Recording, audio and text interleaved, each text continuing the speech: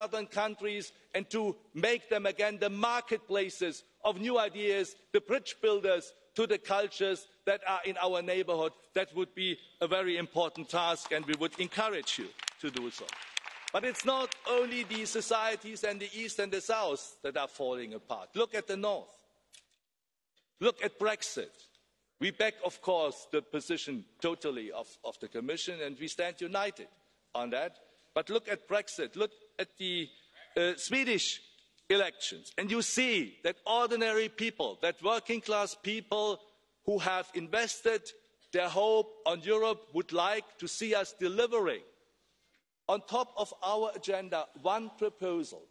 Why does the Commission not come forward with the proposal that each and every child in the European Union has a child guarantee, deserves free health care, deserves proper education, deserves decent housing? That could be a proposal of the next forthcoming months to unite the European Union for a new future of the next generation. This is what we propose. You are right, we need the defence of our institution. We need to fight against our enemies who would like to undermine our democracy, Cambridge Analytica, all the enemies from the outside as well as the enemies from the inside. And yes, we need to strengthen the community method. For the last months of your mandate, good luck, bon courage.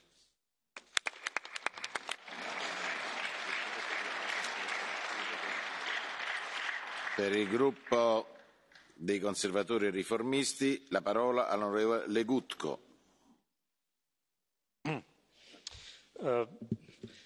Mr. President,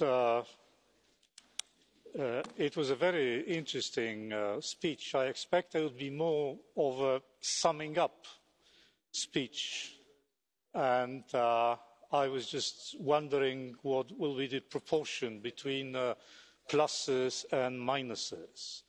Of course, on the plus side, I would put the Juncker plan, which you mentioned en passant, but I think which was has been a success.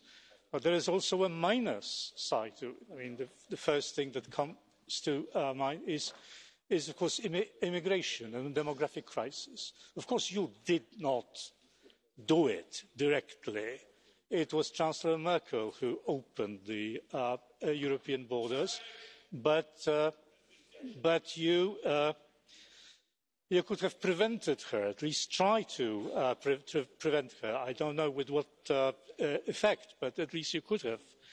Now, we can, of course, subscribe to the idea of strengthening European borders, but I think it's a somewhat belated proposal. I mean, we could have talked about it some time ago. Instead, we spent a couple of years on imposing the solution that was absurd from the very beginning, the mandatory relocation. And there was a lot of energy spent on it, a lot of bad blood was shed, and the typical share of bullying and invectives were thrown around. So, but the real question is that you should ask yourself, and we all should ask ourselves, is the European Union in a better shape now than it was when you took office? And I think the answer is clear. No. With all due respect, President Juncker, and all the successes that you had. No, there has never been a time in the history of European integration where Europe was more disunited than it is now. You talked about unity. No, the unity is no longer there. It doesn't mean World War I or World War II. Until recently, integration was a one-way street. Now it's a two-way street. The number of people who are dissatisfied, deeply dissatisfied with the European project is increasing. That's why our colleagues, my colleagues too, are somewhat nervous before the elections because they do not know what will happen. They are afraid of a possible political earthquake. And you cannot say that the European Commission has no share in it and no responsibility. There is at least political responsibility. I mean, come on, there is some relation between cause and effect. It's not the fact that there are so many people who have been antagonized, made angry, irritated, marginalized, bullied, rejected. The number is so high that you cannot neglect it and you cannot decline any responsibility for that. You, not as a person, but you as a chief of the important European institution. So I would say that we have to somehow roll back this process. When you mentioned that you wanted to have qualified majority votes in more areas of policy, public life in Europe, I mean, you are in for more trouble because that will petrify this system in which some actors are equal and some are more equal than others, in which the decision-making process is extremely obscure. Nobody knows who makes the decision. And the division between North and South, East and West, it's still there. So if you want to have more trouble, go along this path. And this will be an extremely interesting situation after the election. I mean, to what extent you will be responsive to the signals. You are a charming man, President Juncker, and I love listening to you. But when you were talking today, I thought, my God, we are living in two different worlds. I wonder which one is the true one.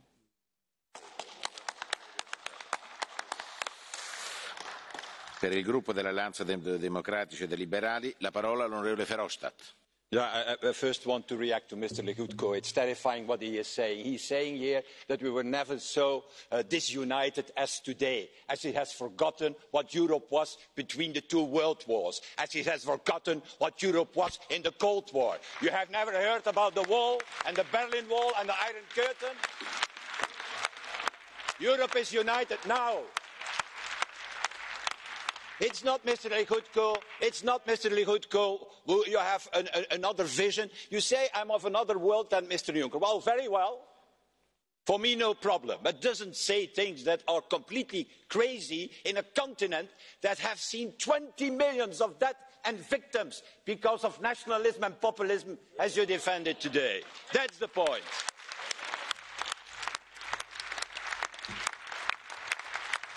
And I have to tell you, I didn't want to start, Jean-Claude, with this, but I find it so terrifying that somebody gives us here lessons about unity in Europe and then trying with his government to do against the rule of law, against a number of other things that are against European values. Sorry. But I want to applaud, sorry. But I didn't want to start. I wanted to start with applaud the State of the Union of Jean-Claude Juncker. And especially a part that nobody has talked about until now in the interventions, and is the part on Africa, Jean-Claude. Because you're right, I think. You have done a clear proposal. They don't need charity. What they need is a true partnership between us and we. And I think it's possible to create what I call the biggest economic and trade area in the world. Because if Europe does that with Africa, it will become and is already the biggest trade area. And it will also, in my opinion, be a true alternative for Africa, for the African citizens, for the African people, to the takeover by the Chinese, what is happening every day, every week, in every investment today in Africa. So I think that this Parliament has to support you in this goal. The question for me is a little bit different than the question of the other groups' leaders. The question is, last year, you gave us your legacy. You repeated it this year. And the question is, can we put that into reality in the coming years, this legacy of you? That's the question. in this existential year of elections, with a number of threats, let's be honest. The rise of nationalists, populists is everywhere in Europe. We have a number of authoritarian leaders. Yeah, thank you. To support me. Like Mr. Kaczynski, like Mr. Orban, who are in fact hijacking our European parties.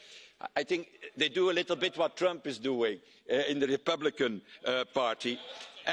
But let's be honest, and your voice is only an affirmation of this. The inconvenient truth is that the alt-right in Europe is trying to undermine this European Union and is in fact trying to take over the European politics from within, and to do exactly the opposite than the agenda that Jean-Claude Juncker has presented us today. And for that reason, I think, and I think that everybody of us, certainly Manfred is aware of this, that in a few moments the vote we're going to have, it's so important that all pro-Europeans are united against this alt-right authoritarian tendency that we see in a number of our countries. Because leading the European Union, dear friends, is not only a question of mathematical strength, it's also a question of moral authority.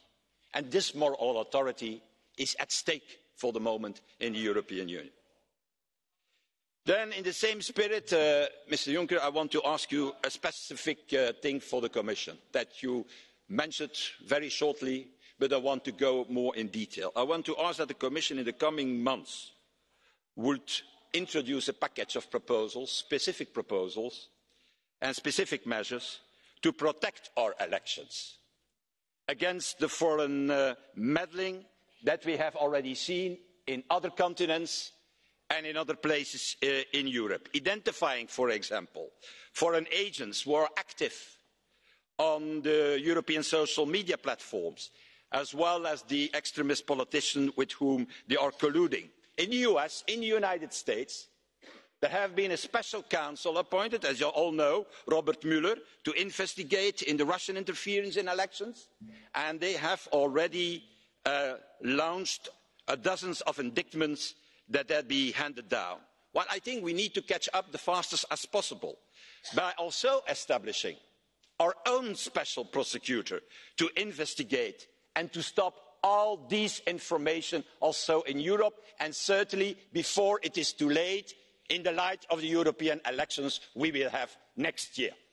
And my special request to you, if the Commission could take an initiative to this and to bring it to the table of the Council and to the table of the European Parliament. And then finally, my last point, I want to support you in one thing. I think that the most important point of your intervention was the point that you have made about the end of the use, or better, the end of unanimity and the use of the clause de passerelle. It's a French word. It was the most important proposal. And my proposal is, Jean-Claude, be ambitious. Put all fields, all articles of the treaty that are possible in your proposal of the clause de passerelle. Because I'm pretty sure that at the other side of the table in the Council, there will be a number of them who will not be in agreement with you. And it's all based, the best thing to ask the maximum as possible in politics. Start with 100%. Say, I want the end of unanimity inside the European Union. Because it's the main problem for the moment to decide a number of things. For example, the migration package, Mr. President, as you have mentioned, where the Council is not capable even to decide, even when it is with a qualified majority. So my proposal is, be ambitious, put the whole package in it. All fields of foreign policy, all fields, for me taxation also. Put everything in it. And we will see what will be the end game if we support you. You have said, and that will be my conclusion, that this was in fact the Commission of the last chance. You remember that, 4 years ago. And I'm always asking myself, what can come after the Commission of the last chance in the coming years? So I think what will come is something different. The Commission that we need in the future, dear colleagues, will be more than that. It will be a type of a new, renewed European government, what we need. With one task, That is to realise further the legacy of Jean-Claude Juncker. And also the other visions that have been laid down the latest months, for example, by the French President in his Sorbonne speech. That will be the task of this new Commission. And that is also the task we will offer to the electorate, as our group, as our movement, as a real European alternative on your legacy towards the nationalist and the populist inside and outside of this House. Thank you. Per il gruppo dei Verdi la parola all'onorevole Ska Keller. Thank you, President. You yourself and many colleagues have looked at the challenges that we have globally, and I totally agree with them. We have a lot of challenges. We have problems, to say the least, in our transatlantic partnership. We have China rising up. There's so many challenges out there. But I would argue that more threatening than anything that the world can throw at us are actually the enemies from the inside. And they are the obvious ones, the nationalists that bring hatred, division, the racists that spread fear and hate. But there's also some less obvious. It's the decision makers that actually don't take decisions, that want to keep the status quo, who just want to keep their own privileges and who are just closing their eyes at what's at stake. And then there's parties and governments, of which unfortunately we have more and more, who use the European Union as a scapegoat for all their own failures and that are cutting away for democracy and civil liberties, bit by bit and piece by piece. But a Europe united, a Europe that knows what it stands for, can face all external problems and can be a front runner and a shining example in the world. We can be strong if we don't make ourselves weak. And Europe has promised to its citizens to bring peace, prosperity and democracy. And those promises are still very relevant, but we need to renew them and we need to bring them to fulfilment. And on peace, we have major achievements to show, but we cannot rest on laurels and Norwegian medals. There are new global challenges ahead that threaten our future and that threaten our security. And the biggest one of them is climate change. We have seen it this summer, that climate change is happening. It's happening now, and it's happening everywhere. From disastrous harvests to forest fires, there's no way anyone could possibly deny that. And the good news about climate change is that we know what to do. And the bad news about climate change is that we don't do it. But with Trump leading the US into space rather than forward, we cannot wait as Europeans for someone else to protect our planet. No, we have to do it ourselves, and there's no time to lose. And there the Commission has been way too timid in the past 5 years, I have to say. It is now that we need a very quick change to renewables and phasing out of the climate killer coal. And if climate protection truly is a priority, then it should also be a priority in the multiannual budget. It should also be a priority in the agricultural reform. And agriculture is both a victim as well as a culprit in climate change. But farmers can also be part of the solution. And here's where the Commission should have been more ambitious with the agricultural reform. The European Union has also always promised prosperity, but we are far away from the AAA rating that we should have, I agree, on social policies. And there's austerity imposed on member states in the past without regards to consequences and also without regards to whether this would actually help anything, that has seriously undermined the European promise of increasing living standards. But increasing the quality of life, that's not just some minor thing that you can forget about. It's an essence of policy making. And we need to renew this promise and build a social Europe. And one not just of nice declarations like we've seen from Gothenburg. We need not just nice intentions, that's all very nice, but we need a social Europe with real facts and real figures. We need common minimum social standards in Europe. All citizens must get full access to social protection, to housing and to medical care. A framework directive on adequate minimum income schemes can create such a safety net as well, and here it would be very interesting to see a proposal by the Commission so that we can ensure that safety net for everyone and not just for a lucky few. And Europe has promised democracy, rule of law and civil liberties to all its citizens. And that was a very strong call for all the countries that wanted to join, for all the people living under dictatorships who were being deprived from freedoms, like the country where I myself was born. And our continent has a long and bloody history of oppressions, of tanks rolling against protesters, of people suffering in prison camps. And it's only thanks to those courageous people who were marching for freedom, who were marching for democracy, who did not give up, that today in the European Union we have that democracy, we have those civil liberties, and we have freedom. But those very big successes, they are under threat. And we need to fight for them again every single day. Because inside Europe, today, judges are being dismissed, corruption is being legalized, newspapers are closed, universities harassed, and civil society treated as criminals.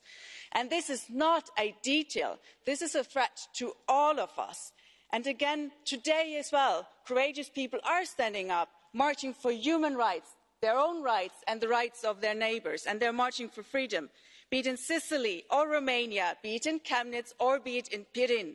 And they defend democracy, they defend humanity, and they defend Europe. And we see as well that if we stand up together, then we really have power. Then we are really strong together. And I think more now than ever, it is now the task and responsibility of all of us to take a stance, to take up all of our responsibilities. We have responsibilities, you as President of the Commission, we all as members of the European Parliament, but all Europeans from north to south, from east to west. Because if Europe loses on democracy, then it will lose itself. And this is about more than about one country or another country. This is about the achievements on this continent that so many people have even died for. This is about our true self, the true self of Europe. And it is time to take a stance. Thank you.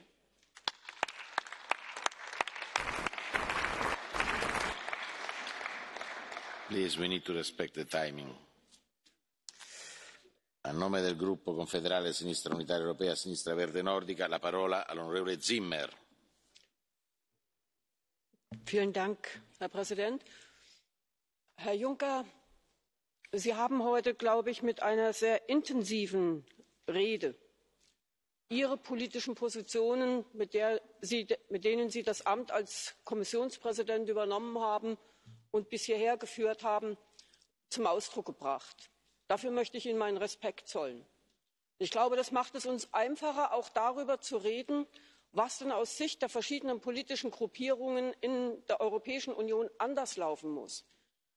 Da möchte ich eigentlich als erstes schon anfangen mit der Bewertung, sind wir wirklich an dem Stand, dass wir sagen können, wir haben die Krisen überstanden, wir sind so weit, dass wir zukunftsfest auf alle Gefährdungen, auf alle Herausforderungen schauen können, dass wir vorbereitet sind, dass die Menschen das Gefühl auch von sozialer Sicherheit, von Solidarität, von einer Gemeinschaft hier in der Europäischen Union haben. Und da sage ich Ihnen klar und deutlich Nein. Für mich war gestern, als der griechische Ministerpräsident hier gewesen ist, ein Satz von ihm sehr, sehr offenbarend, als er sagte, wir sind raus aus dem Memorandum. Und anschließend hinzufügte, und er hat das mehrfach gesagt, wir haben überlebt. Wenn aber der Satz, wir haben überlebt, das Fazit ist von einer Politik, die maßgeblich auch durch die Institutionen und auch durch die Kommission mitgetragen worden ist, von einer Art und Weise von Krisenbewältigung, die letztendlich auf den Rücken der Ärmsten der Armen durchgeführt worden ist und letztendlich dazu geführt hat, dass Ungleichheiten vertieft worden sind. Und dass wir eben nicht die Sicherheit haben, dass wir in die Zukunft schauen können, sondern dass wir alle das Gefühl haben, mit der kommenden Wahl steht uns wirklich etwas bevor, wo wir uns heute sagen müssen, wir haben es abzuwenden, weil wir ein Europa der Solidarität, der Gemeinschaftlichkeit, des Friedens haben wollen. Und da gibt es eben eine ganze Reihe von Ansatzpunkten, wo wir auf die heutige Politik schauen müssen und sagen müssen, so wird es nicht funktionieren. Wir müssen doch feststellen, dass auch 10 Jahre nach Beginn der Finanzkrise das Niveau aus den Vorkrisenzeiten in vielen Ländern noch nicht wieder erreicht worden ist. Und wo das Wachstum zurück ist, kommt es auch bei vielen Menschen nicht an. Die Rechte von Arbeitnehmerinnen sind in vielen Mitgliedstaaten massiv gekürzt worden. Wir müssen ein Signal geben, dass diese Rechte und auch der Schutz der Arbeitnehmerinnen und vor allem auch derjenigen, die überhaupt nicht in einem Arbeitsprozess stehen, dass wir die zurückholen, dass wir diese wieder stärken, dass wir die akzeptieren, dass das für uns dazugehört zu der Europäischen Union und dass wir eben nicht wollen, dass das versprochene Triple A für Social Triple A letztendlich ein Triple A für eine künftige militärische Stärke der Europäischen Union wird. Das kann nicht sein, dass wir Gelder aus dem EU-Haushalt für den Fonds nehmen, von dem Sie vorhin sprachen. Und ich sage Ihnen, die Überschrift, die Sie gebraucht haben, Stärke zu zeigen, Gemeinsamkeit, Stärke nach außen zu demonstrieren und damit letztendlich die Bürger und Bürgerinnen zu schützen, erinnert mich zu sehr an die Losung der österreichischen Präsidentschaft, von der ich nämlich gar nichts halte, von dieser Lösung, weil sie nämlich sagt, Europe that protects. Und Sie machen das ganz klar. Da geht es nicht um die soziale Union. Da geht es überhaupt nicht darum. Da ist so gut wie kein konkretes Ziel in der Aufgabenbeschreibung für diese Präsidentschaft enthalten, sondern es geht darum, die Außengrenzen zu schützen, die Flüchtlinge abzuwehren und genau diesen Prozess, diese Katastrophen, humanitären Katastrophen, die wir erlebt haben im Sommer, diese praktisch auch fortzusetzen. Ich bin Ihnen sehr dankbar, dass Sie gesagt haben, wo eigentlich der Hemmschuh ist und wer hier blockiert. Und ich bin der Auffassung, dass wir als Parlament sehr deutlich machen sollten, dass wir Dublin endlich brauchen, dass wir es nicht hinnehmen werden, dass uns der Rat hier ständig blockiert und dass er einfach denkt, machen zu können, was er will und einfach in Untätigkeit schweigt. Und was wir von der Kommission erwarten, das ist meine dringende Bitte, sagen Sie es jeweils laut. Es hilft den Menschen und vielen bewusst Schauenden, auf die Entwicklung auch schauenden Akteuren, Aktivistinnen in Europa überhaupt nicht, wenn sie gar nicht wissen, wo die Ursachen liegen und woran sie oder gegen wen sie sich wenden müssen, mit wem sie gemeinsam kämpfen können, wenn nicht klar ist, wer ist wofür verantwortlich, welche Verantwortung tragen die einzelnen Institutionen.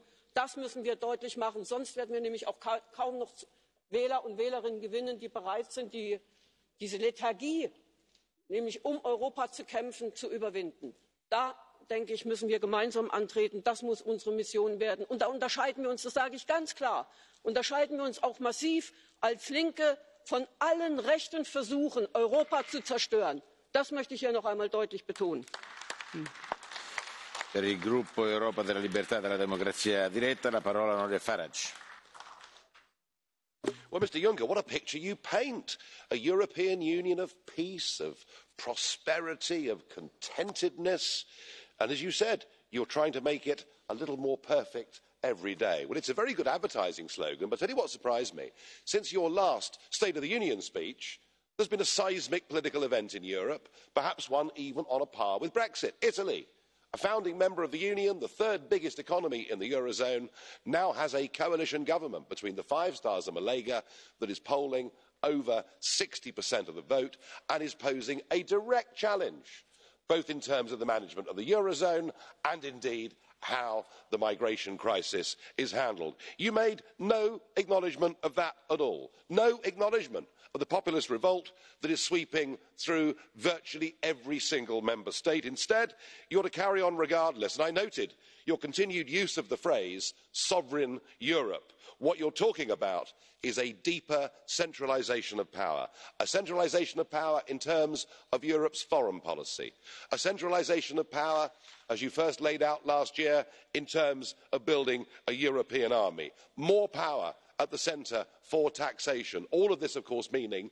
less to be done at the nation-state level. And now, another 10,000 European border guards paving the way for a federal border police in Europe. Well, I tell you something, if you've got problems with the Italians now, you ain't seen nothing yet when you put that proposal to them. But it's all about centralisation. Power, power, power. But here's the funny thing. You appealed to our sense of European patriotism. So why is it that patriotism at the nation-state level is considered to be insular, bad, nasty, xenophobic, probably racist into the bargain? And yet, Patriotism at a European level is a good and a virtuous thing. And I'm afraid this idea of European patriotism, this idea of putting that flag above their own nation-state flag, is for the birds. People do not have a profound sense of European identity. They have a sense of national identity. And in a way, that is the great dividing line between your vision of Europe and that, increasingly, that is being said by the electors. We wish to live in nation states. Now, on Brexit, Mr Juncker, on the Irish border, already there are huge differences between the north and the south, differences of politics, of tax, of currency and of law, and we manage. And if we can get to a free trade deal, well, of course, there'll be no difficulties whatsoever. And I thought you had some very positive things to say. You said our vote to leave was a vote to leave the single market and its associated parts. I agree with you. Quite why Mrs May at Chequers wants to opt back into much of it, I don't know. But you said twice that we need to come to a free trade deal. It's what European exporters want. And it is, absolutely. And it's what we want. Surely now the time is right. The ground is prepared for a Canada Plus style trade deal between you and between us. We leave political union, but we carry on doing business on a tariff-free basis. We want it. Increasingly, I think that you want it. Let's get Brexit sorted. And Mr Verhofstadt, you'll be happy. You'll see the back of us. Yay.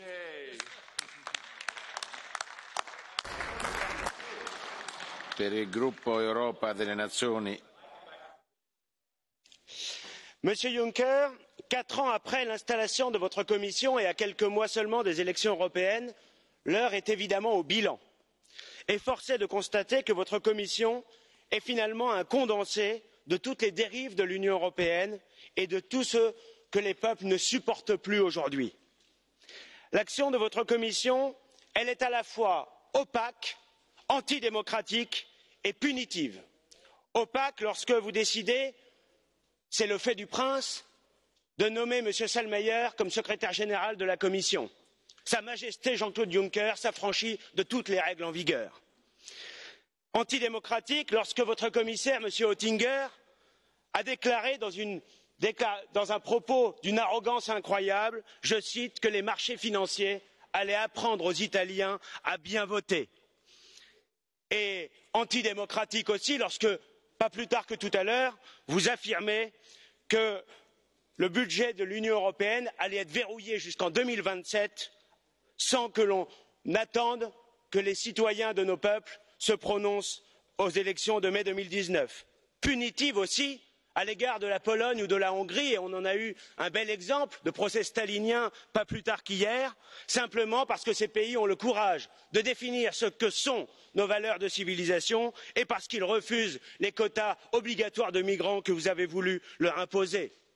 Punitive aussi à l'égard des Britanniques à qui vous voulez faire payer le prix de la liberté en refusant le moindre accord commercial, alors qu'on accorde à des pays qui ne sont pas dans l'Union européenne, comme la Norvège ou l'Islande, l'accès au marché unique, alors que vous multipliez les traités de libre-échange avec le monde entier, vous refuseriez cela aux Britanniques. Et puis, bien sûr, l'action de votre Commission a été marquée par l'accélération dans la suppression de toutes les protections économiques. Vous organisez sciemment la concurrence déloyale à l'intérieur de l'Union européenne, avec le travail détaché, à l'extérieur de l'Union européenne, avec des traités de libre-échange dont les conséquences sont gravement anti-écologiques, qui portent atteinte à nos industries, à notre agriculture. C'est vrai du CETA, c'est vrai des futurs traités avec les pays du Mercosur ou de l'Océanie. Et pas plus tard que cet été, vous vous êtes rendu à Tokyo sans l'avis ni même la moindre décision ni du Parlement européen ni des parlements nationaux pour signer un avant-accord de libre-échange avec le Japon. Enfin, bien sûr, votre Commission s'est caractérisée par une folle politique migratoire. Et notre collègue Legutko tout à l'heure l'a souligné avec pourtant beaucoup de modération, ce qui ne l'a pas empêché d'ailleurs de subir les foudres de M. Verhofstadt, qui passe son temps à critiquer, à attaquer les populistes ou les extrémistes, mais qui est dans cet hémicycle avec beaucoup de constance le visage de la haine, de l'agressivité, du rejet de toute idée qui serait différente de la sienne, et il en a fait tout à l'heure encore la démonstration. Monsieur Avramopoulos, votre commissaire, avait parlé de l'immigration en disant, en fixant le cap de votre commission, l'accueil des migrants, je cite, est un impératif économique et social pour notre continent vieillissant.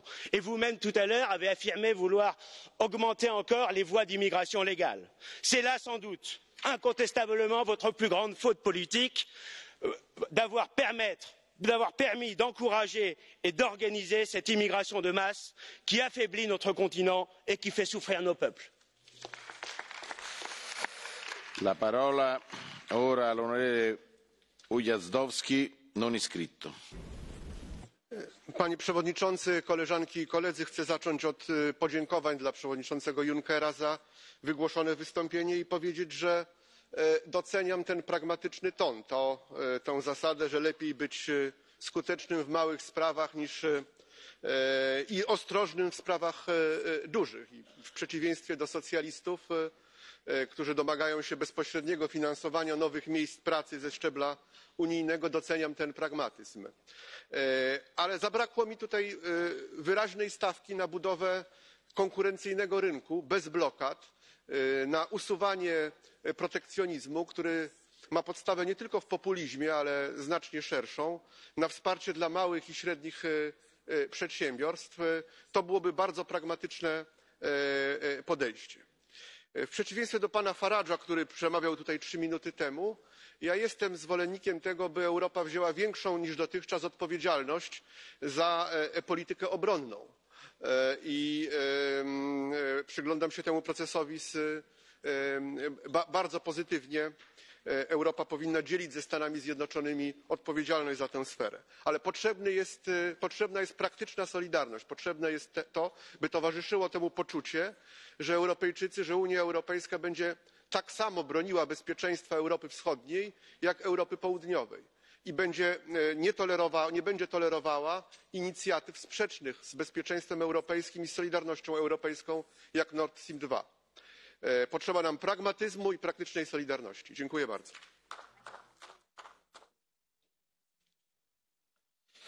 Signor Presidente della Commissione, lei nel corso del suo intervento ha ricordato il ruolo dei giornalisti come garanti dello Stato di diritto. E ancora una volta voglio ricordare in quest'Aula, visto che ancora non si sono scoperti i mandanti degli assassini di 2 giornalisti, voglio ricordare Daphne Caruana Galizia, assassinata a Malta, e Jan Kuciak, assassinato in Slovacchia. Finché non sapremo chi sono i mandanti, continueremo a insistere e a denunciare ciò che è accaduto. Onorevole Presidente Juncker ha la parola. Monsieur le Président, Mesdames, Messieurs, je me limiterai à quelques propos très brefs en répondant à des questions concrètes qui m'ont été posées. Je commencerai par M. Bullmann, qui a attiré notre attention sur la nécessité qu'il y avait de développer davantage les droits des enfants et les droits sociaux d'une façon générale. Je voudrais rappeler ici que la Commission a proposé dans le cadre du processus dit de Göteborg exactement une action de ce type. C'est le chapitre 3, point numéro 11. Et je rappelle aussi, je le dis à Madame Keller, que j'ai plaidé aujourd'hui comme hier pour que la déclaration de Göteborg ne reste pas un poème, mais pour que nous transformions des intentions en actes, y compris en actes législatifs. Je dirais à mon ami Verhofstadt, auquel d'ailleurs il convient de s'adresser avec un minimum de politesse, que la Commission a aujourd'hui adopté un texte sur la protection des électeurs européens, des candidats européens et des partis politiques dans le cadre des prochaines élections européennes. Donc tout cela est en bonne voie. Je dirais à M. Farage qu'il faut écouter avant de parler. Je n'ai pas mis sur un point, sur le même plan, patriotisme national et patriotisme européen. J'ai dit l'un n'exclut pas l'autre. Et je continuerai à être patriote, mais un patriote éclairé. Mon petit patriotisme grand-ducal n'est dirigé contre personne. J'aime mon pays, mais je ne déteste pas les autres. Et si vous dites que nous vivons dans deux mondes différents, ce n'est pas M. Farage qui l'a dit, mais un orateur précédent, oui, je ne veux pas vivre dans ce monde fait de rejet, dans ce monde fait de haine. Je ne veux pas vivre dans ce monde. Je préfère le mien qui est aussi le vôtre. Je vous remercie. Grazie. La parola a nome del Consiglio alla signora Edstadler. President Juncker, President Tajani, honourable members, ladies and gentlemen. On behalf of the Council, let me first of all thank President Juncker for his address and for his analysis regarding the challenges, but also the opportunities facing our Union at this crucial juncture as we approach the end of the legislature. I won't be able to go into all the detailed elements of President Juncker's speech, and his considerations deserve a careful examination. Obviously, he touched upon issues that are at the centre of our attention.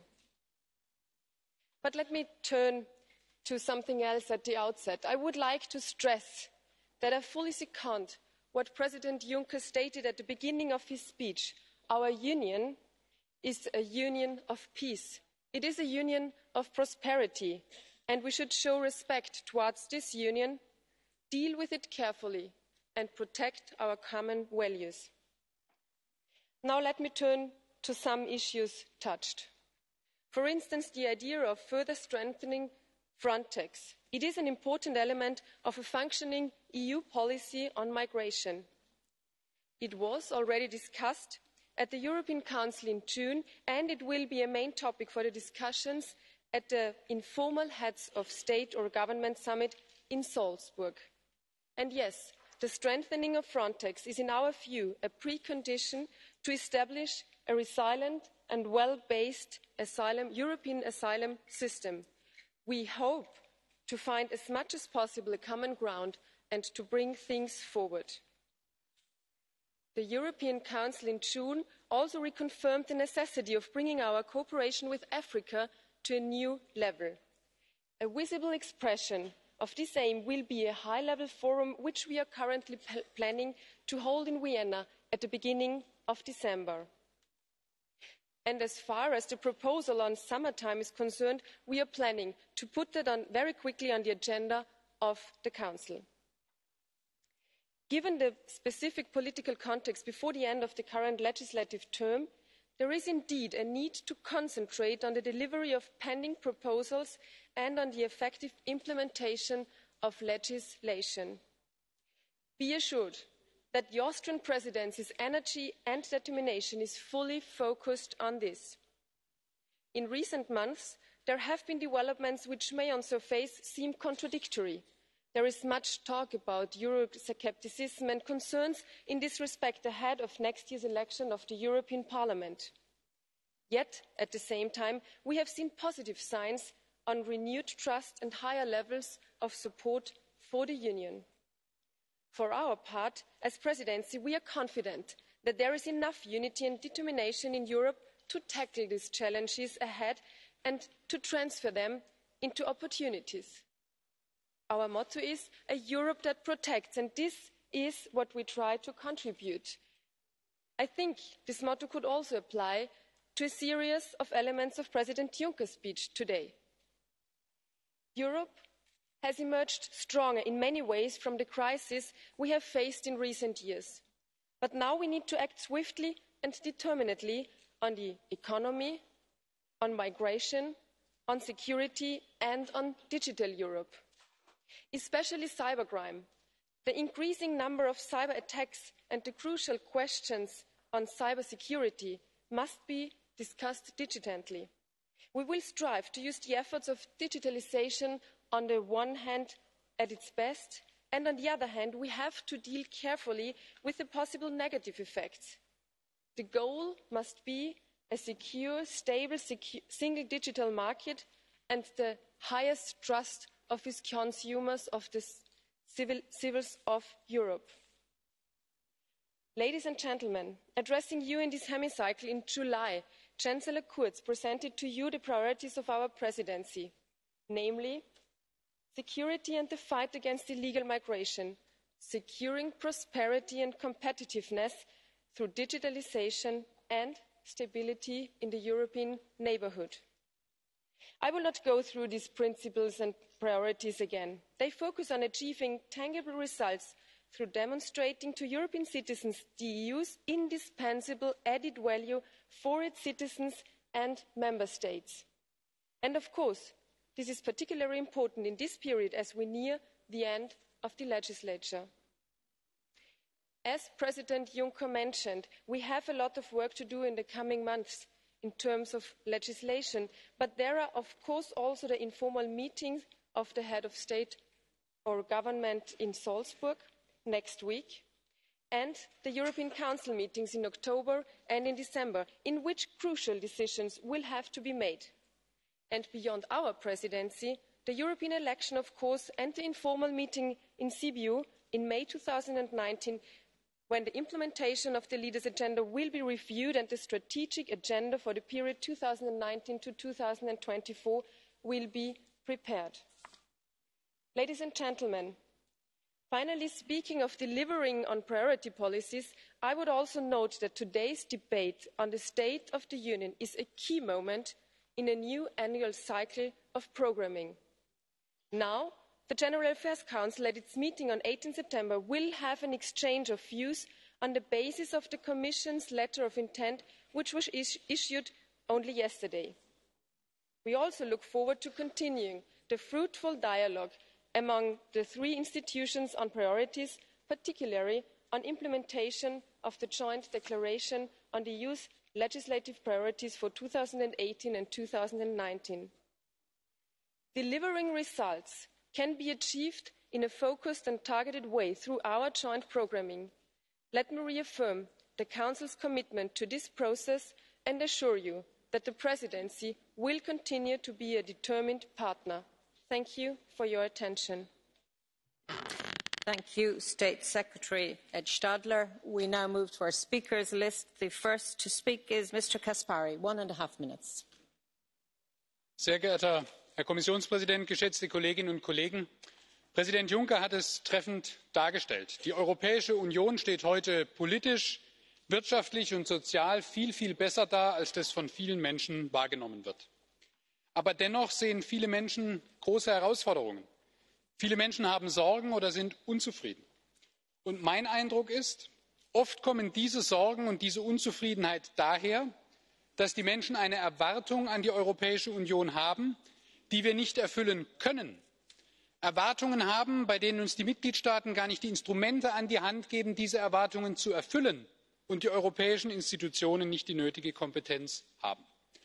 Wenn Kommissionspräsident Juncker anregt, dass wir das Thema Steuervergünstigungen beseitigen, Steuervergünstigungen für Unternehmen wie Apple oder Amazon, die auf dem Rücken von Handwerkern und Mittelstand gewährt werden, wenn wir eine stärkere gemeinsame Außenpolitik gestalten wollen oder wenn wir das Thema Migration und Außengrenzschutz europäisch gemeinsam besser angehen wollen, dann haben wir doch ganz genau die Situation, dass die Mitgliedstaaten uns in ganz vielen dieser Dinge die Kompetenz bisher nicht abgegeben haben und wir die Dinge hier nicht regeln können. Und deswegen von meiner Seite her große Unterstützung in Richtung der Europäischen Kommission.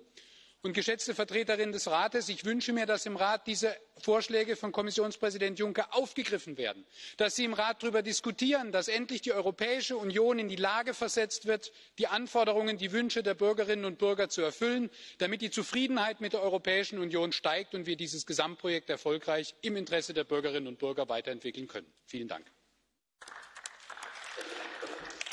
Thank you. 2.5 minutes, Madam Rodrigues.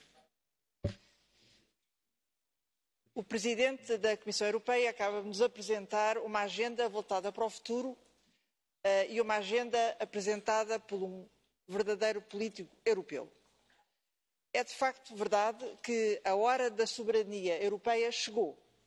E chegou na frente da resposta à mudança climática, à revolução digital, ao comércio, à necessidade de gerir as migrações de uma outra maneira. Mas porquê é que esta agenda não avança? Esta agenda não avança porque temos forças do passado a argumentar que é melhor proteger os cidadãos apenas por detrás das fronteiras nacionais. Isto é uma completa ilusão, porque não é hoje possível conseguir apenas proteger os cidadãos com base nas políticas nacionais. É preciso soluções à escala europeia. Mas a verdadeira razão pela qual esta agenda não avança é que temos forças do status quo, conservadoras, que resistem a que estas soluções de escala europeia sejam verdadeiramente aplicadas. Para essas forças do status quo, em matéria de migração, chega apenas ter uma fronteira europeia organizada. Mas as forças progressistas têm que vencer este bloqueio, porque de facto não chega. É preciso uma verdadeira parceria com a África, é preciso ter um sistema de asilo europeu e é preciso estar à altura quando recebemos aqui refugiados e temos que lhes dar proteção. As forças do status quo acham que é positivo termos tido uma retoma do emprego na Europa e do investimento. Mas as forças progressistas querem mais, porque nós precisamos de um investimento em muito maior escala para conduzir a transição energética e para conduzir a revolução digital no bom sentido. Ora, aqui temos um enorme bloqueio que tem a ver com a reforma da zona euro. O Sr. Weber dá-se por satisfeito no ponto em que nos encontramos, mas de facto não é possível, porque esta zona euro continua a produzir divergências enquanto não tiver uma capacidade orçamental a funcionar. E depois as forças conservadoras acham que é suficiente ter empregos. Não chega.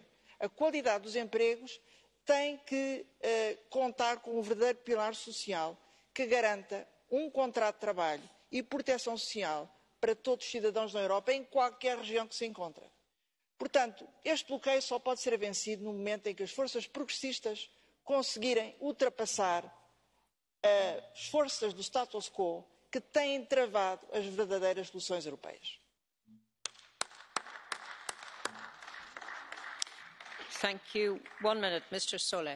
Gracias, Presidenta. Mr. Juncker has enlightened us about the need to defend European values against chauvinist nationalism, and I couldn't agree more. But I'd like to make him a suggestion. Please go to Catalonia and visit our 9 political prisoners, amongst them 2 former MEPs. Please go and have a chat with them about the core values and founding principles of the European Union. And after having discussed with them, ask yourself, what are these people, these democratic, peaceful and pro-European people, doing in jail? Ask yourself if having politicians and civil society leaders in jail for nearly a year without trial on the basis of fake accusations, just for having organised a referendum, just for having implemented a democratic mandate, if all this is according to European values. Yesterday, over 1 million people in Barcelona again claiming for our democratic rights, standing up for European values, against repression, and people convinced, despite feeling let down by European institutions, that Europe needs to be part of the solution. Thank you. Mr. Omarjee, 1 minute, please. Merci. Je ne veux pas être injuste avec vous. Beaucoup se félicitent de votre action.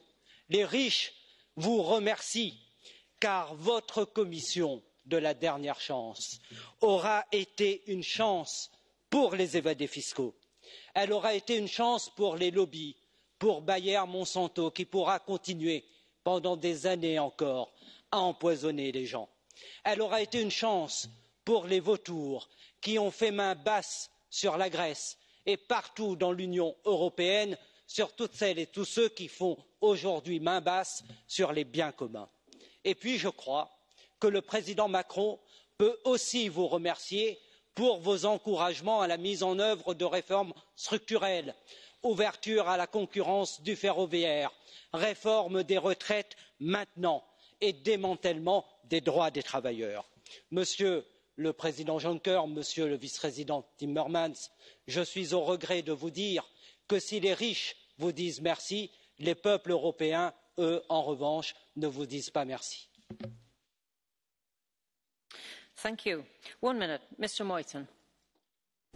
Frau Präsidentin, wir sprechen heute über die Lage der Union. Herr Kommissionspräsident Juncker hat uns dazu seine Sicht der Dinge dargelegt. Er hat dazu einen historischen Ansatz gewählt, der heutigen Lage indessen wenig gerecht wird.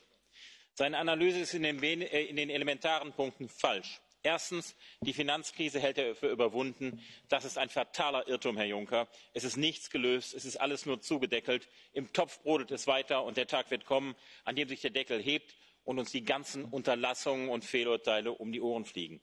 Zweitens, der uns so wichtige Frieden ist heute nicht mehr wie im 20. Jahrhundert von außen gefährdet, sondern von innen, und zwar vor allem durch eine völlig verfehlte Migrationspolitik, die die Kommission und auch dieses Haus tüchtig mitbegleitet. Drittens, mit seiner Politik der Ever Closer Union geht es nicht mehr weiter. Heute geht es doch eher darum, wer als nächstes austritt und nicht mehr um die Frage, wer der Union als nächstes beitritt. Das Menetekel des Brexits ist ja offensichtlich noch nicht richtig begriffen worden. Die Zeit dieser Kommission und dieser Politik ist an ihrem Ende angekommen. Das war auch in der blutleeren Rede sehr spürbar, Herr Juncker. Wenn die EU stark sein soll, dann muss sie sich auf ihre wenigen wirklichen Kernaufgaben besinnen und die Souveränität ihrer Nationen respektieren. Hier geschieht, wie gestern im Umgang mit Ministerpräsident Orban gezeigt wurde, genau das Gegenteil. Leider immer noch. Das wird sich bald ändern. Dankeschön. Mr. Meyer, 1 minute.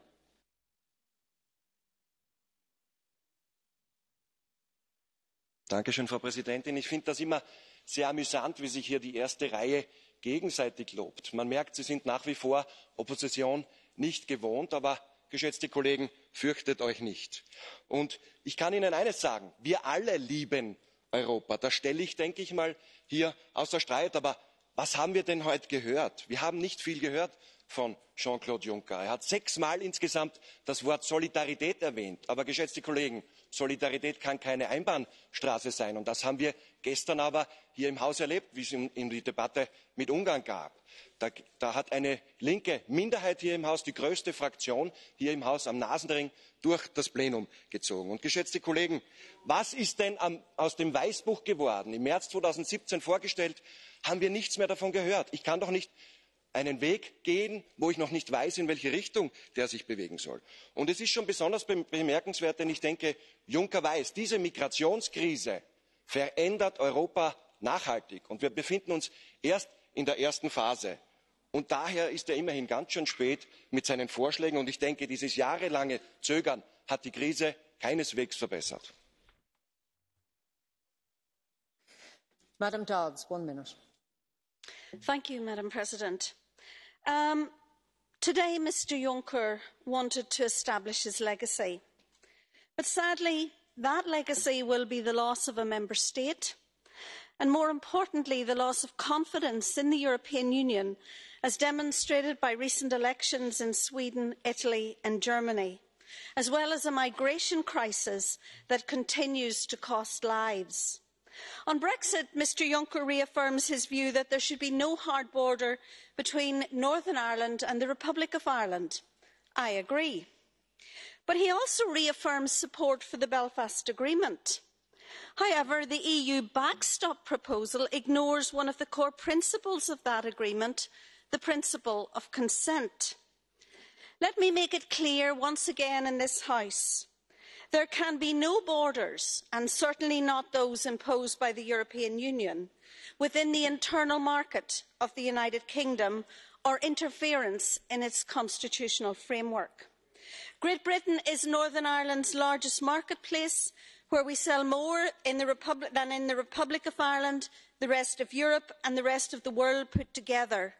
Equally, 70% of everything that comes into Northern Ireland for consumers or the manufacturing process comes from GB. Customs or regulatory barriers would put jobs and families at risk. Thank you. Could I just say, if I give everyone that leeway, I'm in trouble and you will be annoyed with me because votes will run late. So please be strict on your time. For 1.5 minutes now, Mr Lewandowski. Dziękuję. Jaki jest State of the Union, to my się dowiemy w wyborach europejskich roku 2019. Powiedzą nam o tym ludzie, wyborcy przy urnie wyborczej przez udział w wyborach albo przez odmowę udziału i przez wskazanie polityczne, bo Unia Europejska to nie przede wszystkim instytucje, ale poczucie sensu bycia razem, oczekiwanie namacalnych korzyści i postrzeganie Unii jako szansy, a nie źródła problemów. Wydaje mi się, że możemy dużo jeszcze zrobić przez te pozostałe 9 miesięcy, by werdykt europejskiego suwerena 2019 był głosem zaufania, a nie wotum nieufności, by był zbieżny z optymistyczną diagnozą przewodniczącego Junckera, któremu w imieniu polskiej delegacji serdecznie dziękuję za służbę Zjednoczonej Europie. Wiemy, czego nie robić. Nie robić natrętnych regulacji, które uczą ludzi, jak mają żyć, które odnawiają podziały na wschód-zachód czy południe-północ.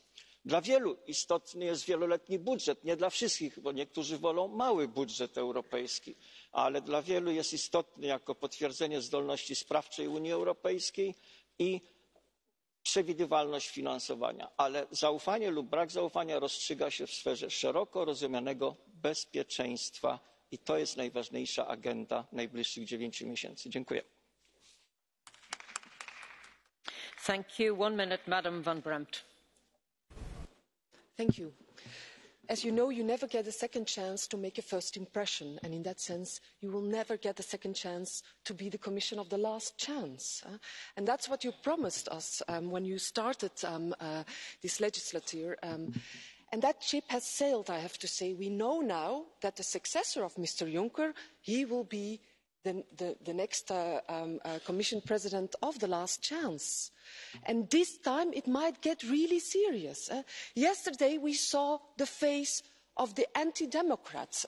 And we all know that sort of extremism in Europe is based on raising inequalities and the fact that our citizens, they fear the future for themselves and their children. This Commission promised us a triple A on social issues.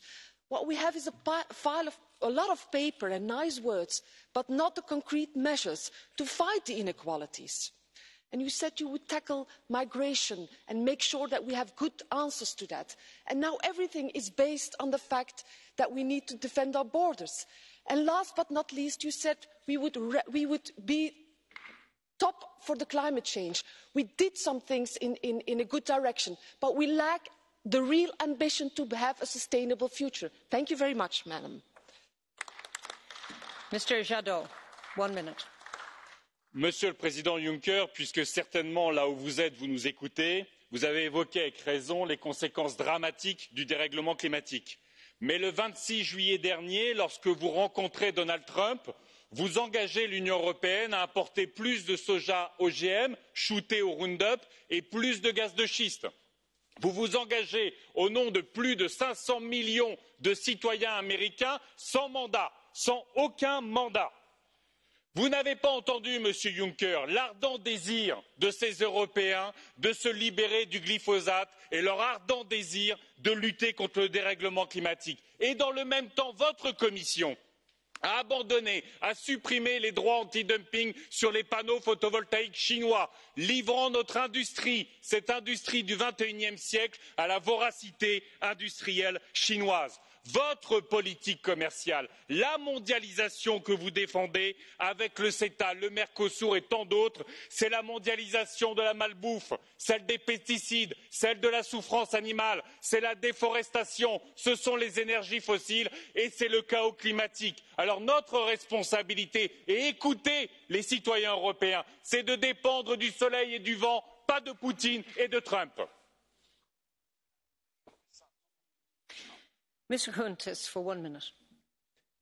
Ευχαριστώ κυρία Πρόεδρε. Κύριε Γιούγκερ, κύριε Αντιπρόεδρε, και από τη χτεσινή συζήτηση για την Ελλάδα θυμήθηκαν οι Ευρωπαίοι ότι στην Ευρωπαϊκή Ένωση δεν υπάρχει δημοκρατία και λαϊκή κυριαρχία.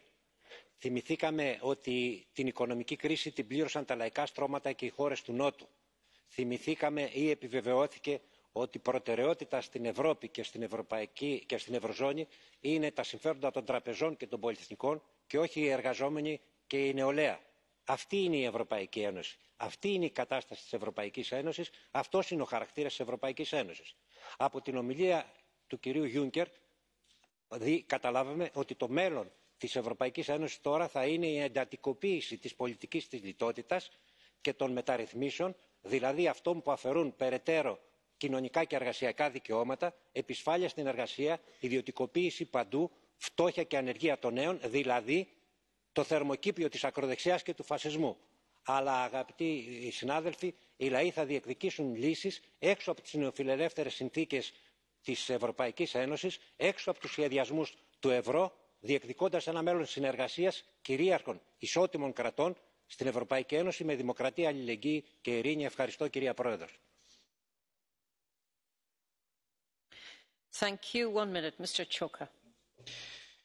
Presidente Juncker, è finita la pacchia, game over. È finita la possibilità di raccontare ai cittadini la fiaba della vostra Europa. Il c'era una volta l'Europa che renderà le famiglie più ricche, più sicure, si è rivelata in realtà una truffa. Si è rivelato un progetto fallimentare, un progetto velenoso per i cittadini, per le imprese, per le famiglie che sono state colpite da questo progetto europeo rendendole più insicure e più povere. Presidente Juncker, lei stamattina ha affermato i popoli europei hanno bisogno di certezze. Lei non sa cosa hanno bisogno i popoli europei purtroppo. L'unica certezza che hanno i popoli europei che li trasferiscono è che odiano le sue di certezze.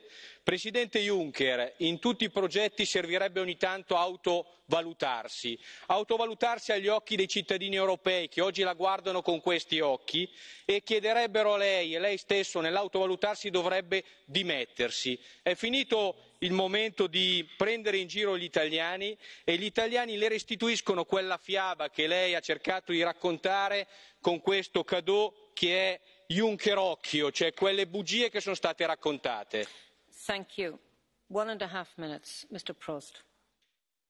Monsieur le Président, beaucoup ont souhaité aujourd'hui dresser le bilan de votre mandat, mais le travail ne s'arrête pas demain matin. Surtout que le contexte mondial est de plus en plus difficile.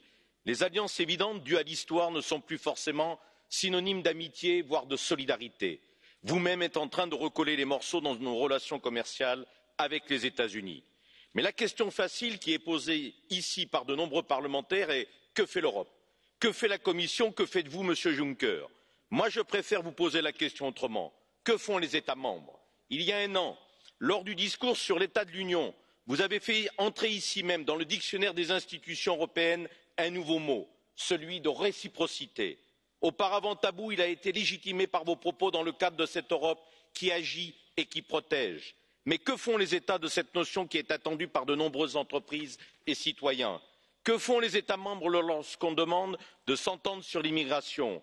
Et la question se pose, que faites-vous pour qu'ils s'entendent lorsqu'ils ne se parlent plus? Car certains États déterminent leur politique migratoire selon les arrivées de bateaux. Ce n'est pas la réponse sérieuse qu'attendent nos concitoyens. Ce qu'ils attendent par contre, c'est qu'on leur dise enfin la vérité.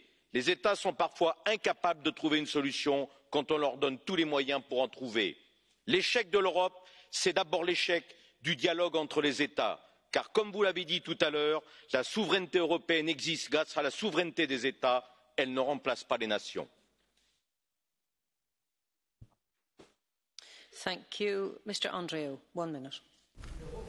Monsieur Juncker, et même si c'est important, mérite mieux qu'un changement d'heure. Évasion fiscale, CETA, Selmayr, glyphosate. Voilà ce qui restera de votre présidence conservatrice et libérale. C'est une Europe qui voit progresser les populistes de toutes sortes, impuissante face au reste du monde que vous nous laissez. Nous étions en droit d'attendre une Commission européenne ambitieuse, celle de la dernière chance, aviez-vous dit, engagée, protectrice, mettant en œuvre les 17 objectifs de développement durable de l'ONU, basés sur le triptyque économie, sociale, environnementale. Nous avons eu une Commission qui aura sacrifié nos agriculteurs et nos territoires sur l'autel du libre échange, bafoué la question de l'égalité entre les femmes et les hommes et mis en danger la santé de millions de citoyens européens en n'appliquant pas le principe de précaution, que ce soit sur le glyphosate, les perturbateurs endocriniens ou encore les OGM. Et ce n'est pas le cadre financier pluriannuel, sans vision et sans ambition que vous nous proposez qui va modifier votre bilan. Nous avons besoin d'espérer.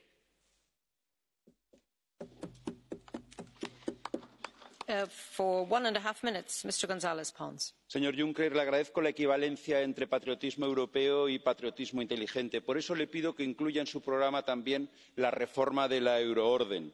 La lista de delitos incluidos en la euroorden no se ha modificado en 15 años, pero el mundo ha cambiado mucho en 15 años. Por ejemplo, no estamos protegidos por la euroorden contra el ciberterrorismo, ni siquiera contra la propaganda terrorista en Internet, que usted ha mencionado, la manipulación de resultados electorales, que usted también ha mencionado. No están protegidos los datos personales por la euroorden y tampoco está protegido ningún país contra los intentos de golpe de Estado.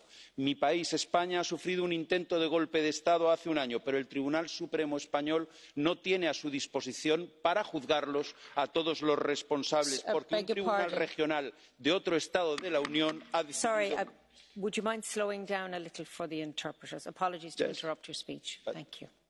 I'll try, but I only have 1.5 minutes. Okay, so it's 1.5 minutes with a limit of words. Thank you. I will continue. Mi país, España, ha sufrido un intento de golpe de Estado hace un año, pero el Tribunal Supremo español no tiene a su disposición a todos los que lo intentaron, porque un tribunal regional de otro país le ha negado esa posibilidad. No es España el único caso en el que la euroorden no funciona. ¿Qué mensaje estamos pasando a los españoles? ¿Que Europa no protege la Constitución española? Sin confianza mutua no podemos vivir sin fronteras. Sin una euroorden que funciona, no podemos vivir en Schengen. Si queremos que Schengen exista, tenemos que conseguir que la euroorden exista también. No tiene sentido que Schengen sirva para que algunos países cierren las fronteras a los refugiados y para que otros países abran las fronteras a los delincuentes. Ya no es tiempo de juzgarnos, ya no es tiempo de mirarnos, ya no es tiempo de acusarnos ni de atacarnos. Si queremos una Unión Europea de verdad unida, tiene que ser también una Unión Europea de la justicia. Muchas gracias.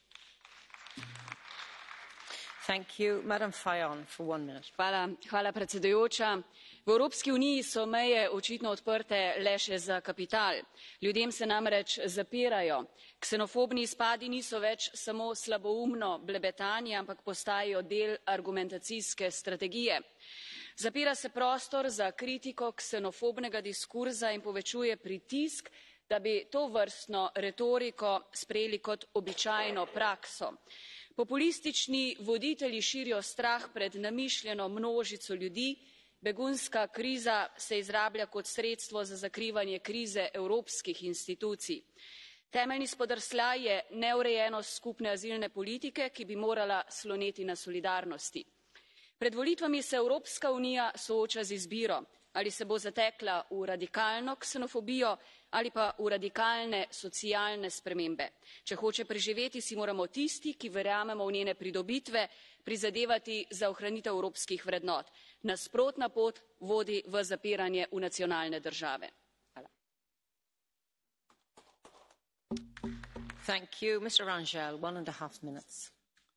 Senhora Presidente, Senhor Vice-Presidente da Comissão, em primeiro lugar queria prestar aqui uma homenagem ao Presidente Juncker como um verdadeiro europeu e, de facto, um exemplo para todos nós na sua alma europeia. E dito isto, no seu último discurso da União, eu queria pôr aqui uma questão em que fiquei bastante, diria, desiludido com a visão que aqui foi apresentada. E tem a ver com o próximo quadro financeiro e com o MFF. A Comissão apresentou uma proposta que aumenta a divergência, uma má proposta para os países da coesão. Como é que é explicável que a Estónia caia 24% e a Finlândia suba 5%? Como é que é explicável que a Croácia caia 6% e a Itália aumente 6%?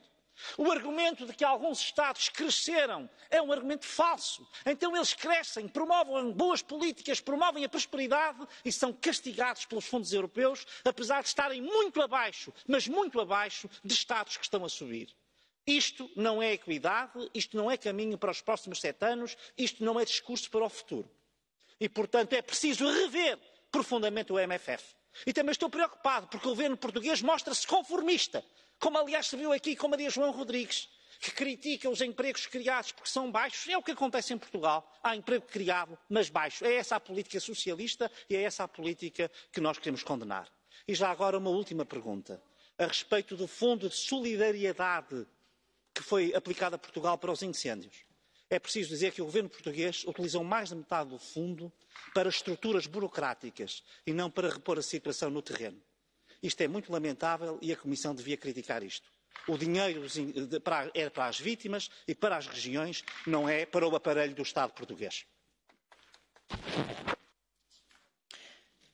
Mr. Rangel, there is a blue card request from Madam Rodrigues. Do you accept? Madam, 30 seconds, please. Colega Rangel, realmente é notável, não resiste à tentação de transformar um debate europeu num debate nacional.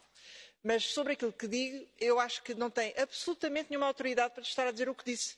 Porque o senhor representa aqui um governo que enterrou o emprego em Portugal em matéria de quantidade e qualidade. O governo socialista português está a fazer exatamente o contrário. Portanto, eu acho que devia retirar as suas palavras. Lamento. Just before you start, Mr. Rangel. No, please. It is a question usually on the debate. It was more a point, but you have 30 seconds to respond. Eu só queria dizer o seguinte, eu falei sobre o quadro financeiro plurianual. Eu sei que para a deputada Maria João Rodrigues não lhe interessa, porque o governo português negociou mal. Mas eu falei da Itália, falei da Croácia, falei da Finlândia e falei da história, não falei de Portugal. E agora, a respeito do emprego, vou dizer o seguinte, quem afundou foi o governo Sócrates, deixou Portugal na bancarrota. E a senhora é responsável também por isso. E nós, o emprego começou a crescer ainda com o governo português. Felizmente, Mário Centeno, no vídeo que fez para a Grécia, já mostrou que reconhece que o governo Passos Coelho fez um grande serviço ao país. Foi isso que Mário Centeno veio reconhecer. É pena que ele tenha uma palavra em Bruxelas e tenha outra em Lisboa. Mas eu estou aqui para falar de Bruxelas e confio mais no Mário Centeno de Bruxelas que no Mário Centeno de Lisboa. 1 minute, please. Mr. Kofod. Thank you, Madam President. As a co-rapporteur of the Financial Crimes and Tax Committee, I was pleased to hear you talk about the need for combating money laundering. What we see in Europe is a crisis, and we need a real comprehensive reform of anti-money laundering systems, regulations and authorities. It's not only a crisis, it's not only money laundering, it's a tax evasion and tax avoidance crisis too. It's corruption, it's terrorist finance. It's already too rich and too powerful, swindling the tax coffers of our countries, and this must be stopped now. For some of Europe's largest banks, the free movement of capital has become freedom from responsibility. It is because these banks are so-called, well, too big to fail. Let me tell the Commission, these banks have already failed. They have failed their responsibility to society, and we need to hold them accountable. In the Danske Bank case alone, transactions worth more than the entire state budget of Denmark is now under suspicion of money laundering. So, President Juncker and Commission, we need not only to talk tough on holding banks accountable, we need to be tough on the banks. Thank you so much. Thank you. Mr. Niedermayer, 1 minute. Well, thank you very much. I know 1 minute and not too many words. Jobs and growth, this was the key slogan of the European Commission a few years ago, and I wonder if all of us still remember that. The world has changed, and sometimes it's changed actually to better. Also, despite of unfortunate decision of people of the United Kingdom, position of European Union in the world has strengthened significantly, and now European Union represents hopes and wishes of hundreds of millions of people all around the world. But successes of past belongs to past. What counts is the future. And the way how we will tackle the challenges and the problems of today will decide about the future of our union and of our continent. And the list of these problems is demanding. Migration, security, economic problems, foreign policy, tax issues, environment are among those on the list. But we shouldn't forget, and this is what Mr. Juncker has said, the unity, cooperation and solidarity is what will decide if we succeed, and we shouldn't forget it. Thank you. Signor Presidente, signor Vicepresidente, la prego di ricordare al nostro Presidente Juncker che abbiamo molto apprezzato il suo plaidoyer per un'Europa sovrana, ma anche per un'Europa in cui l'euro funzioni appieno, svolga tutte le proprie funzioni e soprattutto la forza con cui ha proposto l'applicazione della clausola passerella. Avremmo apprezzato una risposta dal Consiglio. Tuttavia io vorrei ricordare anche che la crisi economica che in questi anni ha piegato il nostro continente, che ha allungato le distanze fra ricchi e poveri, ed è per questo che la nostra prima priorità dovrebbe essere adoperarci per un'Europa più uguale. Dobbiamo ricostruire il senso di comunità, dobbiamo combattere il senso di solitudine nel quale vivono molti europei. Dobbiamo pensare a una misura per i bambini europei, una contro la disoccupazione, uno contro le differenze salariali fra uomini e donne. Insomma, il pilastro sociale europeo deve essere al centro delle politiche europee del futuro. Solo così potremo contrastare le persone come Orban e i tanti suoi epigoni che abbiamo ascoltato. Grazie. Frau Präsidentin, meine Damen und Herren! Welch ein Unterschied!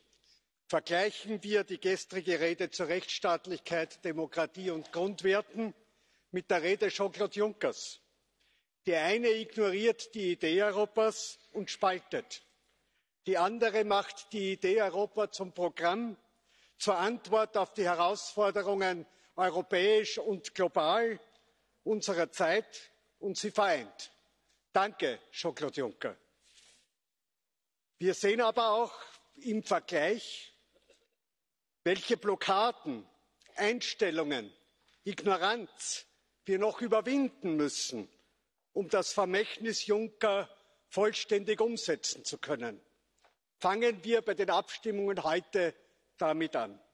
Die europäische Demokratie ist mehr als die Summe der nationalen Demokratien und eine Absage an die autoritäre Demokratie. Die EU muss eine europäische Souveränität begründen und zum handlungsfähigen, effizienten, glaubwürdigen Sprecher des Kontinents in der Welt werden.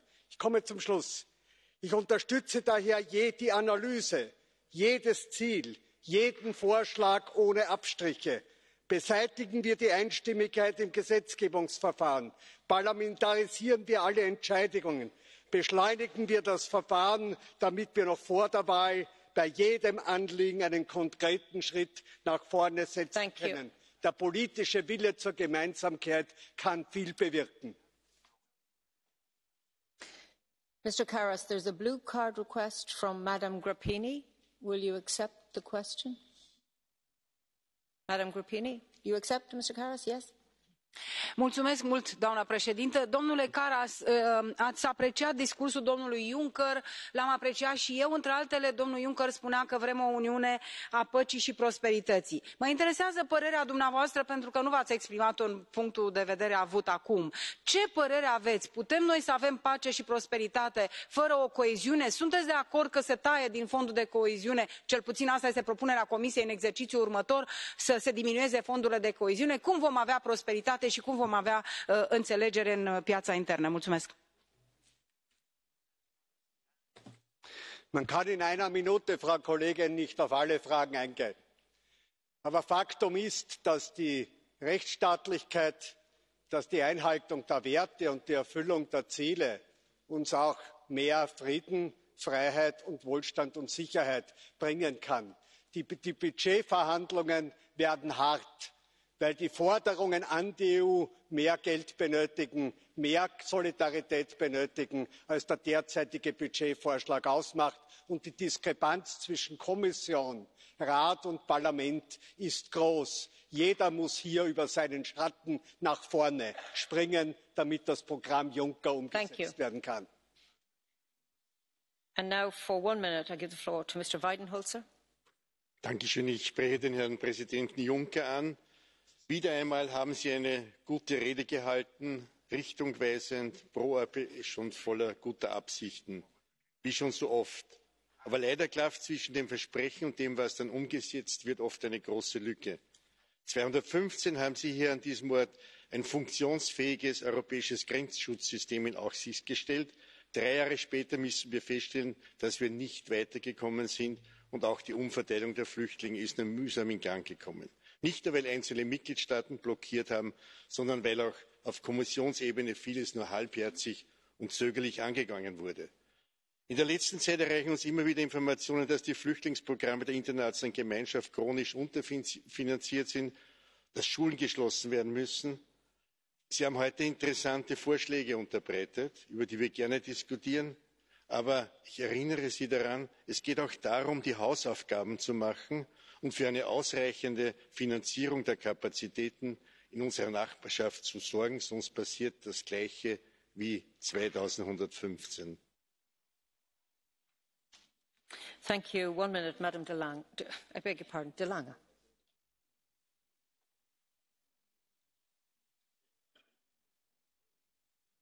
Good work? Ja, fantastic. Ik zal, de uitspraak van mijn naam was trouwens perfect hoor, mevrouw de voorzitter. En ik zal Nederlands spreken, omdat ik weet dat de voorzitter van de Europese Commissie dat verstaat. En omdat ik hem vandaag eigenlijk iets persoonlijks wil vertellen. Ik heb hier 4 jaar lang in dit Staat van de Unie-debat gezegd wat ik niet goed vond en waar ik kritiek had. Ik wil de commissie en de voorzitter van de commissie vandaag bedanken. Want ik zie iemand die uit de grond van zijn hart, in het Nederlands zeggen we vanuit zijn tenen, altijd blijft pleiten voor een gemeenschappelijke Europese oplossing. Ook als hij de tijdgeest niet mee heeft. Neem het onderwerp migratie. Heel Europa schreeuwt om het beter beschermen van onze buitengrenzen. De Europese Commissie komt met een voorstel voor 10.000 grenswachten en bijvoorbeeld ook een beter en sneller, effectiever uitzettings- en terugkeerbeleid. En je hoort de reacties op de flanken al. Wat gaat dat kosten? Wie gaat dat betalen? Is dat niet iets wat bevoegdheden van lidstaten wegneemt? En wie krijgt uiteindelijk de schuld als er niks gebeurt? Europa en de Europese Commissie voorop. De staat van de Unie is vooral een debat en een oproep tot verantwoordingszin en voor leiderschap. En ik hoop dat dat getoond wordt en ik dank de Europese Commissie dat ze in elk geval het goede voorbeeld heeft gegeven. Dank u wel. Thank you. 1 minute, Madam García Pérez. Señora presidenta, agradezco el espacio de autocrítica que ha utilizado el señor Juncker en su discurso, reconociendo los problemas por los que pasa el proyecto europeo. En este tiempo ha faltado coraje y valentía, ha faltado liderazgo para agarrar fuerte el timón de la Unión Europea y no permitir la deriva. Pero a pesar de algunos populistas y extrema derecha, Europa sigue más viva que nunca. Y es más necesaria también para hacer frente a los desafíos. Una Europa fuerte, que asuma posiciones comunes y solidaridad para afrontar el reto de la inmigración y devolver la dignidad a nuestro proyecto. Una Europa capaz de traducir el crecimiento económico en justicia social y reparto, garantizando estados de bienestar fuertes. Una Europa capaz de hacer frente a la lucha contra el cambio climático. Una Europa con rostro de mujer, que acabe con la violencia de género y sea capaz de avanzar en sociedades más igualitarias. En definitiva, una Europa que nos devuelva el orgullo a pertenecer en un espacio de encuentro, de convivencia y de respeto. Una Europa fuerte nos hace más unidos a todos y a todas. Gracias. Thank you. Mr. Kelly, 1 minute.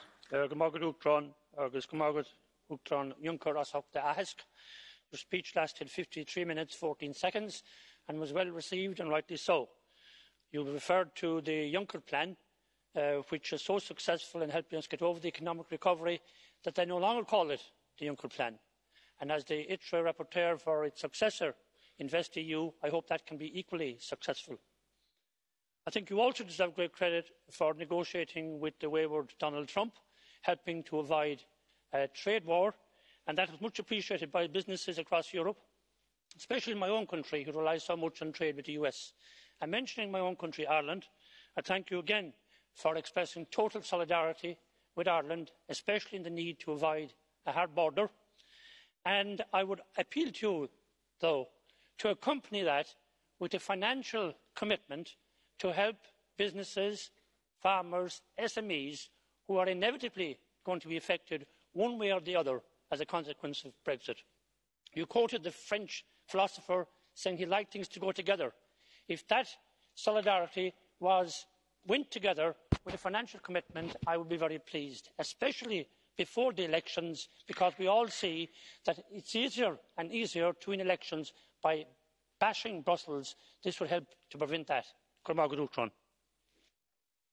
Thank you. Colleagues, I now move to catch the eye, and I will try and take the maximum number, but somebody and many people may be disappointed. Please stay to 1 minute, and I begin by giving the floor to Mr. Cristoforo. 1 minute, please. Πρόεδρε, εμείς πιστεύουμε και στηρίζουμε πραγματικά την Ευρωπαϊκή Ένωση και θεωρούμε ότι αυτή η Ευρωπαϊκή Ένωση έχει και μέλλον και προοπτική. Συμφωνούμε απόλυτα με τον πρόεδρο της Ευρωπαϊκής Επιτροπής, τον κύριο Juncker, ότι χρειαζόμεθα μια ισχυρή Ευρωπαϊκή Ένωση. Για να υπάρχει όμως μια ισχυρή Ευρωπαϊκή Ένωση, απροϋπόθετη προϋπόθεση είναι να προασπίζεται, να υπερασπίζεται και να διαφυλάσσει τα κυριαρχικά δικαιώματα των χωρών μελών της και ταυτόχρονα να προασπίζεται αρχές και αξίες.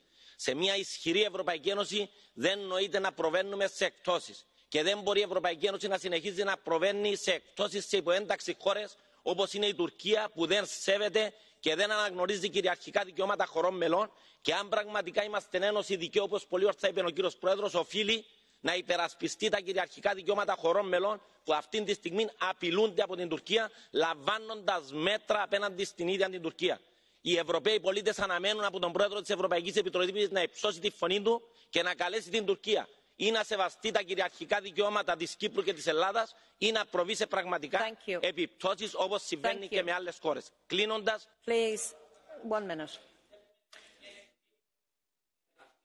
την κυριαρχία των χωρών μελών της. Ευχαριστώ. Okay. There will be less catch the eye if everybody goes over 1 minute. So I will ask you please to stick to the time. Mr. Blanco Lopez, 1 minute, please. Muchas gracias, señor presidente. Se enciendan las alarmas, señor presidente. El panorama europeo no es alentador cuando crece la extrema derecha de la mano de un discurso xenófobo, nacionalista y populista que va en contra de los valores fundamentales de la Unión Europea. Y me preocupa la falta de un discurso para contrarrestarlo. Me preocupa más cuando las palabras no van acompañadas de los hechos o cuando avanzamos a paso de tortuga. Defendemos la cohesión, pero dotamos de escasos recursos o recortamos la PAC y la política de cohesión. Defendemos liderar la lucha contra el cambio climático, pero este año han aumentado las emisiones y los recursos de que vamos a dotar la lucha contra el cambio climático es cicatero. Señor presidente, si queremos enganchar con la ciudadanía europea, tenemos que hacer que las palabras se correspondan con los hechos, que avance la igualdad y que avance también el pilar social. Thank you. Mr. Marias, 1 minute. Ευχαριστώ, κυρία Πρόεδρε. Εμείς πιστεύουμε στην Ευρώπη των εθνών και των πατρίδων, την Ευρώπη των λαών και όχι των τραπεζών, την Ευρώπη που σέβεται την εθνική ταυτότητα και στηρίζεται στην επικουρικότητα. Και στο πλαίσιο αυτό το δικαίωμα βέτο των κρατών μελών είναι εγγύηση για την προστασία των εθνικών συμφερόντων. Σε επίπεδο Ευρωζώνης πρέπει να καταργηθεί το σύμφωνο σταθερότητος, το οποίο επιτρέπει στη Γερμανία να έχει τεράστια εμπορικά πλεονάσματα. Η Ευρωπαϊκή Κεντρική Τράπεζα να μετατραπεί σε ίστατος δανειστής των κρατών μελών και ταυτόχρονα να υπάρξει αποκεντρωμένο σύστημα κεντρικών τραπεζών προκειμένου να υπάρξει ανάκτηση νομισματικής κυριαρχίας εθνικών κρατών, τα οποία μπορούν να ασκούν αυτή την κυριαρχία τους με βάση το ποσοστό που έχουν στο μετοχικό κεφάλαιο της ΕΚΤ. Για την Ελλάδα πιστεύουμε ότι πρέπει να υπάρξει ειδική σχέση, ειδικές ρυθμίσεις, μόνιμες αλλά και μεταβατικές, προκειμένου η Ελλάδα να μπορέσει να ανασάνει, ειδικές ρυθμίσεις στον τομέα της ενέργειας, των κρατικών ενισχύσεων, της ναυπηγικής βιομηχανίας, του τουρισμού, των μεταφορών και της γεωργίας και της κτηνοτροφίας. Ευχαριστώ. Thank you. Madam Woutmans.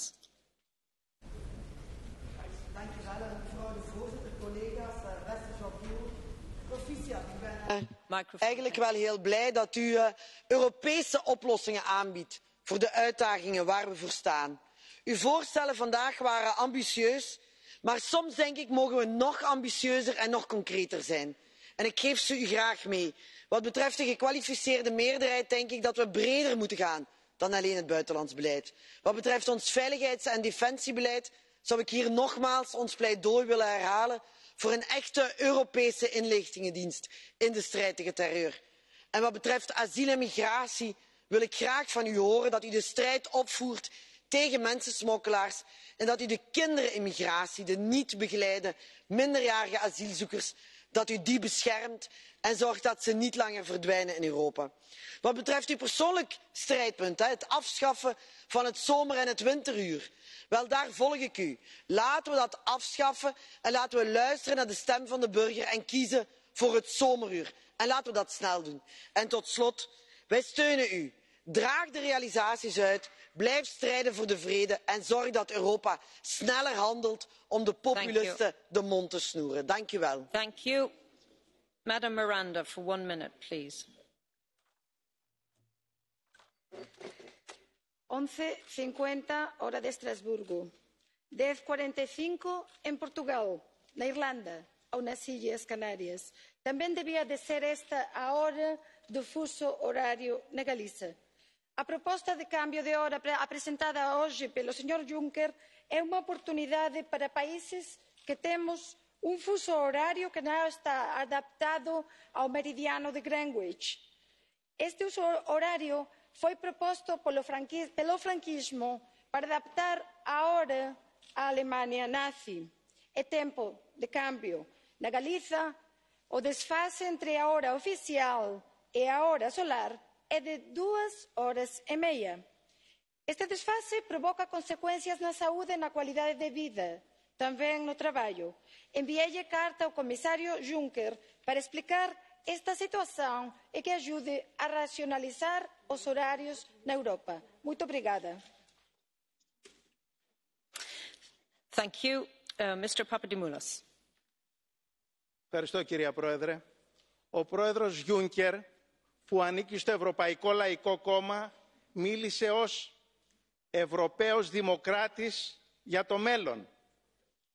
Χθες, ο κύριος Όρμπαν, που επίσης ανήκει στο Ευρωπαϊκό Λαϊκό Κόμμα, μας μίλησε για μια Ευρώπη που επιστρέφει ολοταχώς στο παρελθόν. Εμείς διαλέγουμε το πρώτο. Ευχαριστώ τον πρόεδρο Γιούνκερ για όσα θετικά είπε για τη χώρα μου την Ελλάδα. Ελπίζω να τα ακούσουν όλοι στην Αθήνα και τα κόμματα της αντιπολίτευσης που επιδίδονται σε μια μίζερη καταστροφολογία.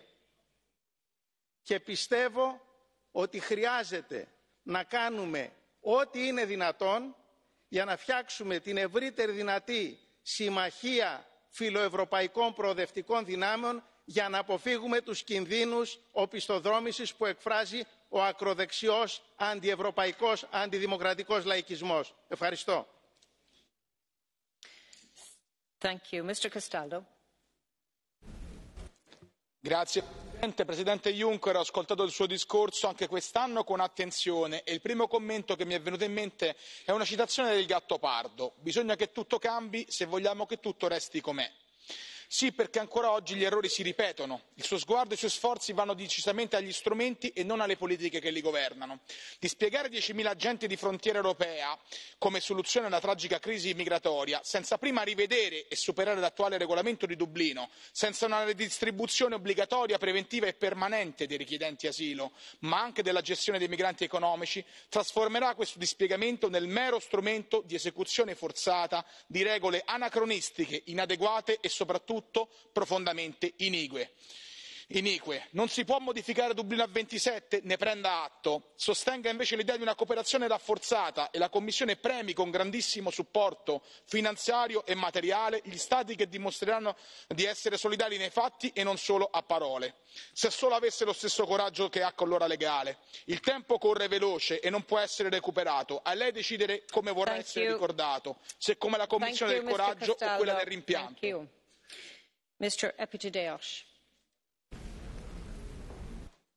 Ευχαριστώ, κυρία Πρόεδρε.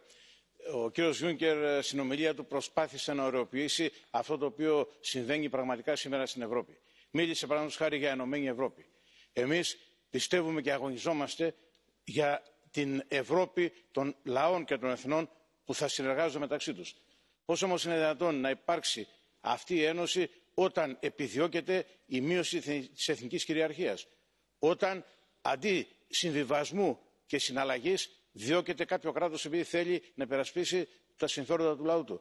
Πώς είναι δυνατόν να υπάρχει ενωμένη Ευρώπη όταν καταργείται η αρχή της ομοφωνίας και δημιουργείται μια Ευρώπη πολλών ταχυτήτων? Έχει επιτυχία η μεταναστευτική πολιτική όταν ορισμένα κράτη κλείνουν τα σύνορά τους και έχει μεταβληθεί η Ελλάδα σε ένα απέραντο στρατόπεδο συγκεντρώσεως δυστυχισμένων λαθρομεταναστών? Υπάρχει επιτυχία στην κοινωνική πολιτική όταν υπάρχει ανεργία και εξαθλίωση των λαών? Τέλος, υπάρχει προοπτική στην Ευρώπη όταν αυτή θέλει να γίνει ένας παγκόσμιος χωροφύλακας για να κυνηγήσει δήθεν παντού τους τρομοκράτες? Ευχαριστώ. Thank you, sir. Madam Šojdrová, 1 minute. Děkuji za udělení slova. Vážený pane předsedo komise, jsem velmi ráda, že jste nakonec dokázal srovnat priority pro práci komise tak, jak ji vnímáme i my, občané ze střední a východní Evropy, že vidíte bezpečnost jako skutečnou prioritu. Souhlasím také s vaším důrazem na spolupráci s Afrikou, která je klíčová, s posílením Frontexu. Sama jsem se přesvědčila, jak je nutné, aby tyto složky ochrany pobřežní a pohraniční stráže byly posíleny. Těch 10 000 pracovníků může pomoci. Také oceňuji to, že jste vyzdvihl potřebu ochrany lidských práv v Číně. Bylo to poprvé, kdy jsem toto od vás slyšela. Já si přeji, aby nový předseda Evropské komise neoslavoval Marxe a méně důvěřoval Putinovi. Komise, kterou jste vedl, pane předsedo, udělala velký kus práce a chci vám za to poděkovat. Ale je také připomenout, že tato komise má určité resty, které bude třeba napravit. Děkuji. Mr. López Aguilar, 1 minute. Presidenta, el presidente Juncker ha expresado amor por la historia de Europa. Lo comparto. Pero me hubiera gustado que hubiese mayor resonancia de la novena sinfonía en su discurso y menos de la sonata patética de Beethoven, porque no se puede proponer nueva legislación cuando no se ha sido capaz de hacer cumplir el derecho en vigor ni de asegurar tampoco que la legislación ya puesta en marcha vea finalmente la luz del día, porque el derrumbamiento en el espacio de libertad, justicia y seguridad de la confianza mutua es lo que explica el fracaso de la euroorden. Pero el presidente Juncker se ha dolido además de la ausencia de vías legales para hacerle frente a los flujos migratorios.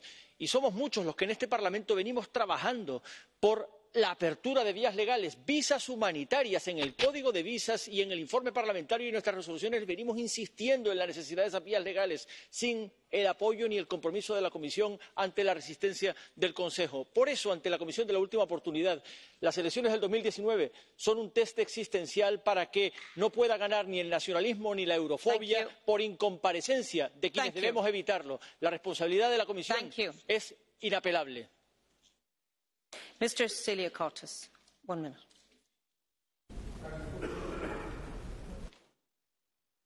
Ευχαριστώ, Πρόεδρε. Όσο και αν προσπαθεί ο κύριος Juncker να αεροποιήσει την κατάσταση στην Ένωση, η κατάσταση συνεχώς οξύνεται και καθημερινά βαθαίνει η οικονομική, η πολιτική και η θεσμική κρίση.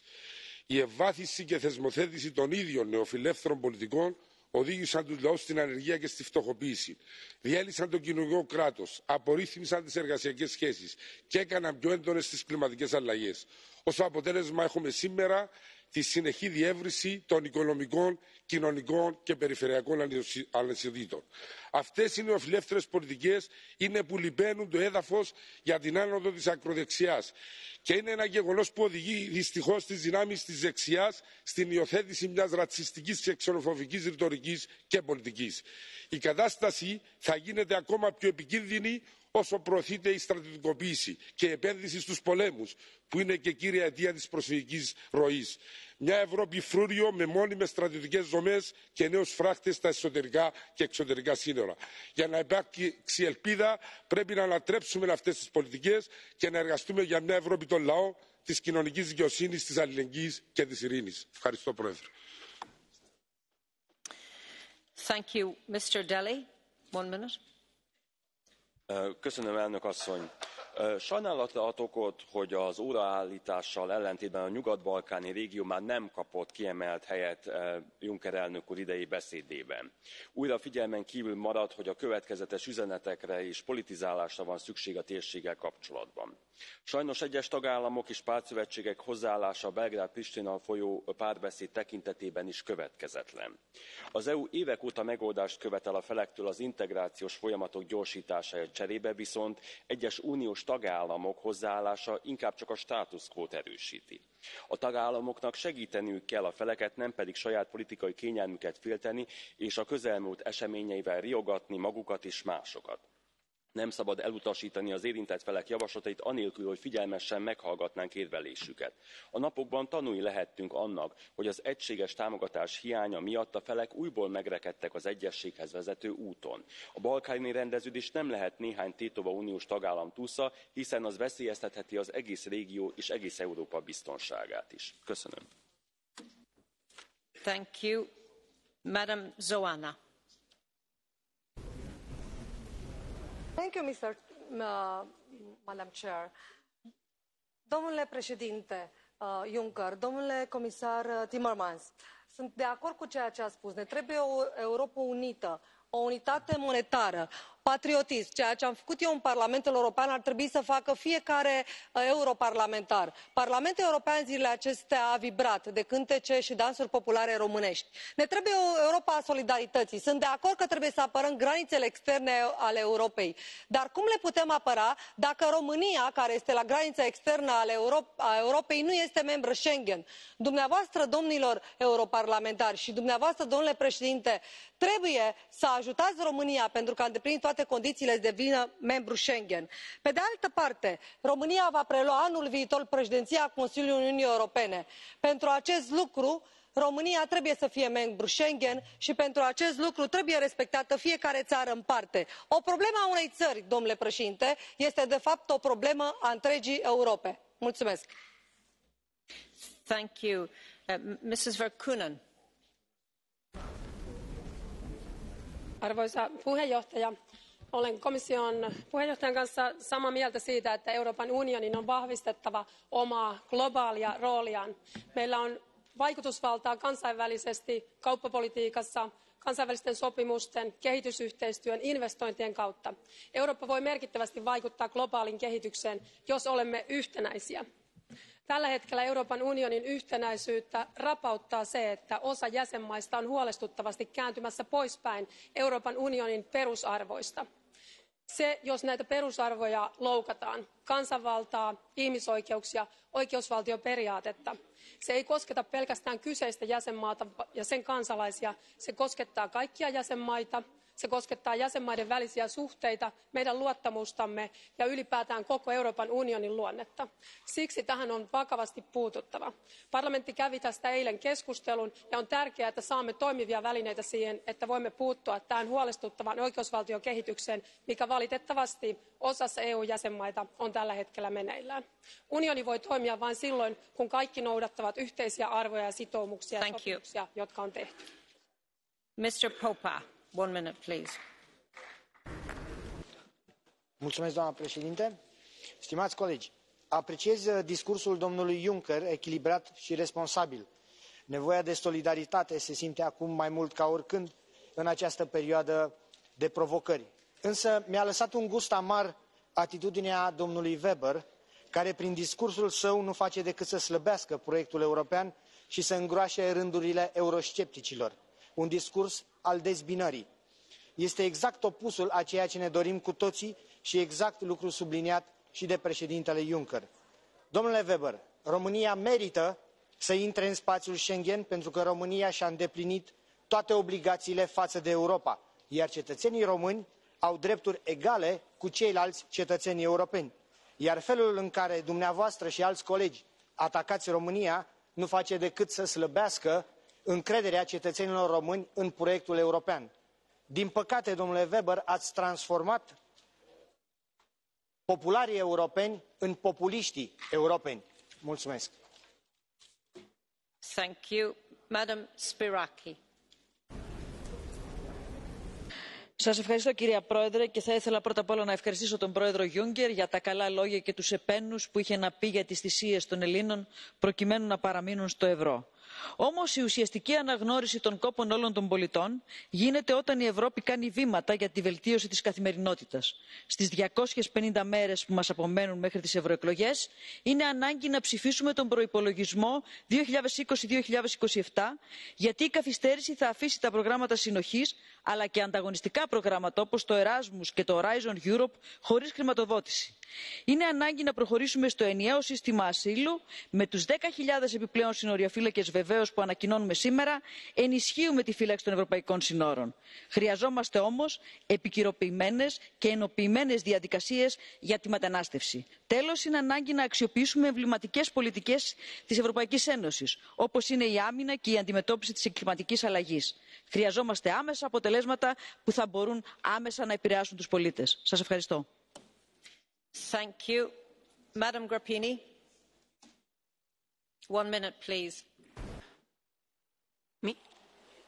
Mulțumesc, doamna președintă, domnule comisar, vreau și eu să apreciez prezentarea făcută de domnul președinte Juncker. Este una de care avem nevoie, unitate, prosperitate, așa cum au spus și colegii, avem nevoie și de o transpunere în practică, însă nu pot să nu adaug că, din păcate, în etapa care s-a parcurs până acum, nu am reușit să facem acea coeziune. Vreau să-i mulțumesc domnului Bullmann, care a spus foarte clar că trebuie să ținem cont de țările din est. Țările din est trebuie integrate și nu stigmatizate așa cum face domnul Weber, care a intrat de mult în campanie. Problema noastră este de a avea această coeziune socială, creștere, prosperitate pentru a putea să avem și pace în Uniunea Europeană și echitate. Și de aceea sper, domnule comisar, dumneavoastră care cunoașteți bine țara mea, că veți ține cont de ceea ce au spus și colegii mei și anume România să intre în spațiul Schengen și România să fie tratată pentru că până la urmă avem același carnet de intrare în acest club foarte frumos, Uniunea Europeană. Mulțumesc. Thank you. Mr. Ferreira, 1 minute.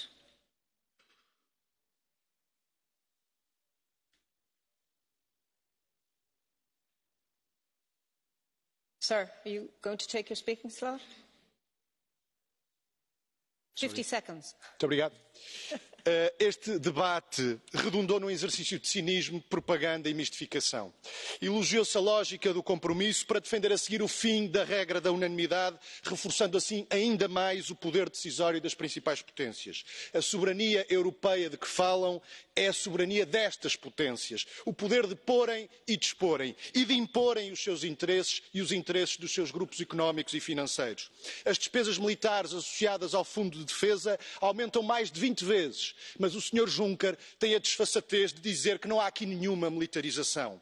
Aos jovens que a União Europeia empurra para o desemprego, para o subemprego ou para a precariedade na vida e no trabalho, servem doses de propaganda reforçada. É caso para dizer, dão-lhes a honra de manequim para dar corda à sua ausência. E assim caminha um processo de integração esgotado, sem soluções para os problemas que ele próprio cria. Um processo cuja derrota é condição de construção de uma outra Europa, uma Europa dos trabalhadores e dos povos, uma Europa de paz e de cooperação. Muito obrigado. Thank you. Mr. Papadakis. Η ομιλία και το σύνθημα του κυρίου Juncker για Ευρωπαϊκή Ένωση παγκόσμιο πρωταγωνιστή έχει στόχο να θωρακίσει τα συμφέροντα των ευρωπαϊκών μονοπωλίων απέναντι στα άλλα ισχυρά καπιταλιστικά κέντρα όπως οι Ηνωμένες Πολιτείες, η Κίνα, η Ρωσία, στα πλαίσια του ανταγωνισμού για τον έλεγχο των αγορών, των ενεργειακών πηγών με ειδικό βάρος στην Αφρική. Οι ανάγκες της επέκτασης των συμφερόντων της Ευρωπαϊκής Ένωσης οδηγούν και στην παραπέρα στρατιωτικοποίηση, ό,τι και αν λέει ο κύριος Juncker, και την προώθηση πολυμερών διακρατικών συνεργασιών μέσω ειδικών πλειοψηφιών μάλιστα. Δεν είναι μόνο αυτά. Χαρακτηριστικό στοιχείο της Ευρωπαϊκής Ένωσης και των κυβερνήσεών της είναι οι αντεργατικοί μηχανισμοί εποπτείας, τα αντεργατικά μέτρα διαρκείας για πάμφθινους ανακυκλούμενους εργαζόμενους, ο εγκλωβισμός μεταναστών και η διείσδυση ευρωενωσιακών κεφαλαιών στις πατρίδες τους για ακόμα μεγαλύτερα κέρδη. Σε αυτή τη γραμμή συμπλέουν στρατηγικά φιλελεύθεροι σοσιαλδημοκράτες νέας και παλιάς κοπής. Στην ίδια όχθη βρίσκονται και εθνικιστικές δυνάμεις. Η Ευρωπαϊκή Ένωση ούτε ήταν, δεν είναι και ούτε θα γίνει ποτέ Ευρώπη των λαών. Οι λαοί με την πάλη τους να διεκδικήσουν τη δική τους εξουσία και πάλι για αποδέσμευση.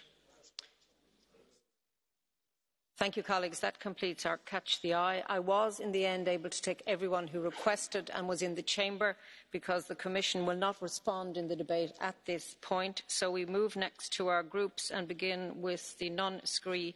Mr. Wolf, 1 minute, please. Thank you, Madam President.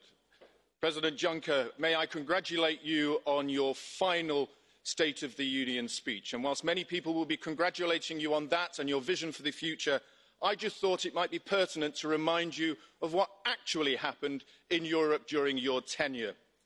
On the economy, we have seen the collapse of many European countries. In youth unemployment in Greece sits at 43.2%, in Spain 38.8%, in Croatia 23.6%. In Greece, the children of the grandchildren today will still be paying off the 100 billion of debt that has been left upon them. Poverty, misery and sadness covers Europe like a dark mist of perpetual pain. Whilst in the Mediterranean, 45,000 bodies will have been buried there. You will have seen millions swarm into Europe illegally, and you have seen the deaths of 400 under terrorist attacks. Whilst you and your fellow unelected colleagues raise a glass or two to the State of the Union, the rest of Europe will be asking, what is the Union's state? Thank you. Mr. Annemans, 1 minute. Meneer Juncker, ik vond aan uw State of the Union toespraak iets bijzonder positief, namelijk dat we tenminste zeker kunnen zijn dat het uw laatste zal zijn.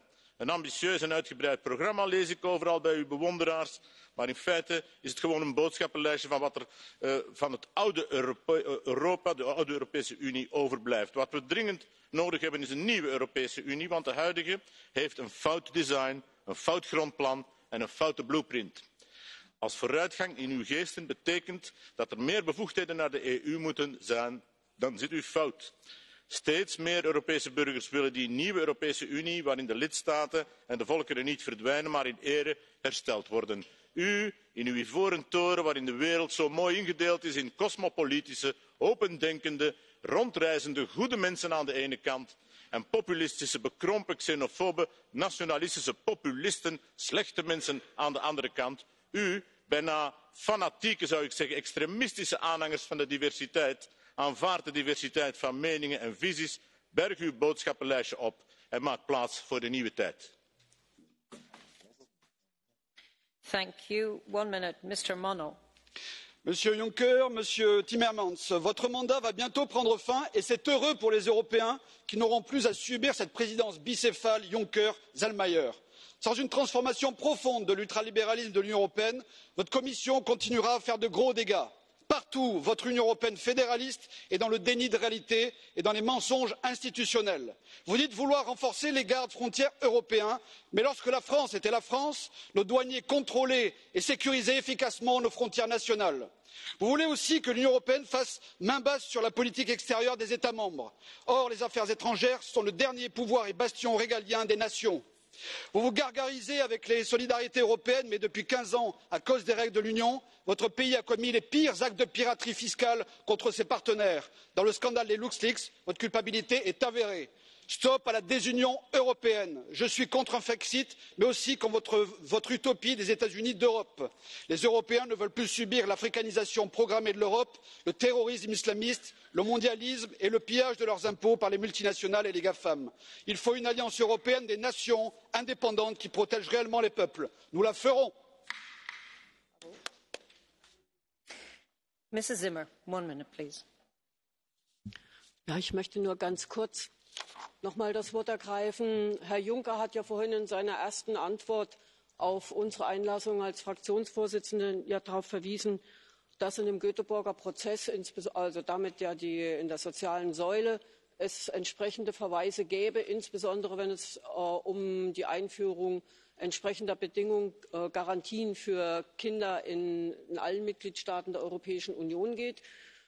Ich möchte darauf verweisen, dass der Vertrag die Möglichkeit ja sehr wohl bietet, auch die Frage des Mindesteinkommens EU-weit zu regeln, dass wir das unbedingt tun sollten. Es gibt Initiativen, gerade auch von Obdachlosen, von Armutsinitiativen, die europäisch vernetzt sind, in allen Mitgliedstaaten das endlich auf die Tagesordnung zu setzen. Und wir würden uns sehr über eine Initiative der Kommission zur Einführung von EU-weiten Mindesteinkommen freuen und würden das für wichtig halten, wenn das noch jetzt auch geschieht.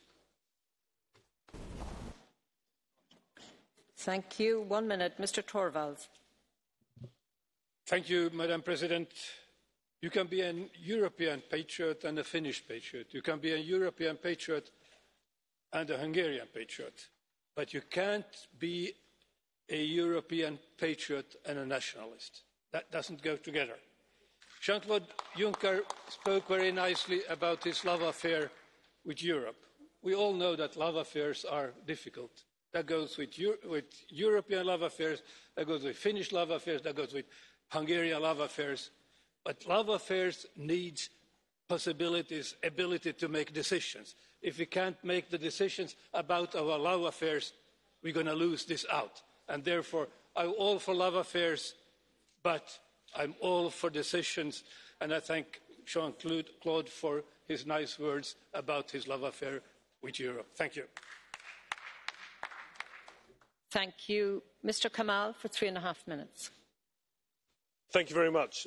At its heart, today's State of the Union was actually an appraisal of the Commission, of us in this Parliament, and of the whole European Union. And too often, when we're wrapped in our bubble of commentators, blogs, news cycles and work programmes, we often forget that it is the people, the taxpayers and the voters that we serve and not the other way round. But we hear many in this chamber tell voters that their concerns are unfounded, or that the way they have chosen to vote is nationalistic or populist. But by attempting to shut out parties who do not share their vision and do not believe in the project, they also shut out many voters and push them further away. Now, I know that Mr Juncker has worked very hard to regain the confidence of voters, but many people in many EU member states feel that the EU has lost its way, that it has failed to deliver on issues such as jobs, it has failed to deliver on their concerns over migration, it has failed to deliver on them feeling safer in their home countries and on the things that they care about. So when politicians here talk about winning back their confidence, it rings hollow to those that are still willing to listen, as they feel that they have heard it all before.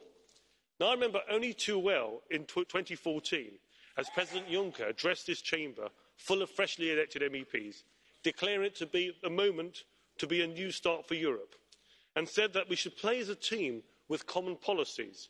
Yet voters have seen attempts to push divisive migration policies that, sadly, rather than helping people, have reduced some sympathy in some quarters for refugees and those fleeing war and persecution, rather than going around the table and asking each country what they can do, rather than telling them what to do.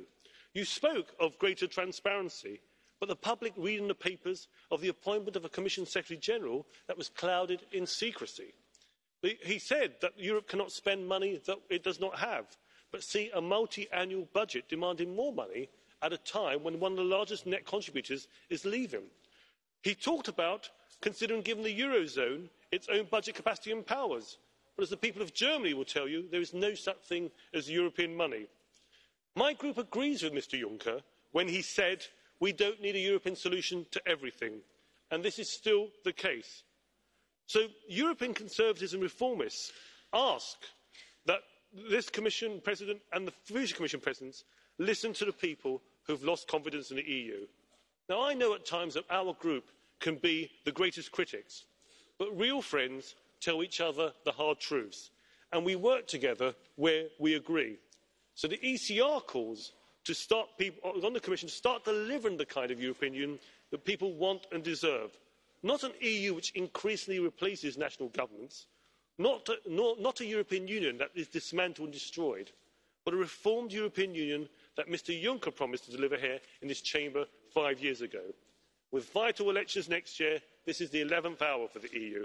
It is time to move on from the 1950s model of a federalised EU an outdated vision of yesterday, and it's time to deliver an EU shaped by the wishes of its peoples, those who want a better tomorrow. Thank you. 2 minutes, Mr. Bullmann. Thank you. Diese Debatte hat gezeigt, dass wir das Vertrauen der Bürgerinnen und Bürger in die Europäische Union stärken müssen. Deswegen wende ich mich an die Kommission.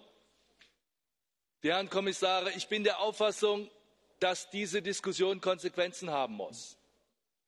Ja, wir haben gesagt, wir brauchen eine Grundsicherung für jedes Kind in der Europäischen Union. Der Präsident der Kommission hat geantwortet und hat gesagt, er wird sich darum kümmern, dass eine Initiative gestartet wird. Ich erwarte das dann auch. Ja, wir haben gesagt, die Arbeiter auf digitalen Plattformen dürfen nicht zum neuen Proletariat werden. Wir brauchen eine Sicherung ihres Status, ihrer Rechte. Wir erwarten Ihren Vorschlag. Es ist aus unserer Sicht absolut inakzeptabel, dass in den meisten Ländern der Europäischen Union Frauen durchschnittlich für die gleiche Arbeit weniger verdienen als Männer. Wann kommt der Vorschlag der Europäischen Kommission? Und ja, Kollegin Zimmer hat völlig recht, wir brauchen eine Rahmenrichtlinie für die Sicherung eines europäischen Mindestlohnes. Das ist dringend geboten, um die Ungleichgewichte im Binnenmarktgefälle zu balancieren. Wenn wir sagen, wir wollen die Transformation zu mehr Nachhaltigkeit, zu einem neuen ökonomischen Modell, dann muss man das ablesen können im Semester der Europäischen Union. Die Zahlen müssen die Wahrheit sagen über den Umweltverbrauch, über die sozialen Kosten, über die Beschäftigungseffekte. Reformieren Sie das europäische Semester und geben Sie die Chance dafür, dass wir auch in der Wirtschafts- und Währungsunion endlich zu Fortschritten kommen. Das brauchen wir, um die Eurozone, um Europa handlungsfähig zu machen. Wir haben die Kommission aufgefordert, aktiv zu werden gegen Cyberkriminalität.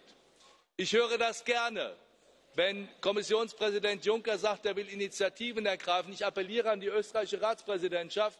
Sie haben einen Sondergipfel jetzt im September. Verpflichten Sie alle Mitgliedstaaten darauf, die nötigen Schritte zu unternehmen, dass die nächsten Europawahlen sicher sind und nicht von dritten Seiten manipuliert werden können. Das ist das Gebot der Stunde. Und wir haben auch gesagt, Sie, österreichische Ratspräsidentschaft, tragen die Verantwortung dafür, dass bei diesem Sondergipfel wirksame Schritte zur Sicherung der Seenotrettung, das ist ein Skandal, was dort passiert, zur Sicherung der Seenotrettung unternommen werden. Ich hoffe auf Ihre Initiative.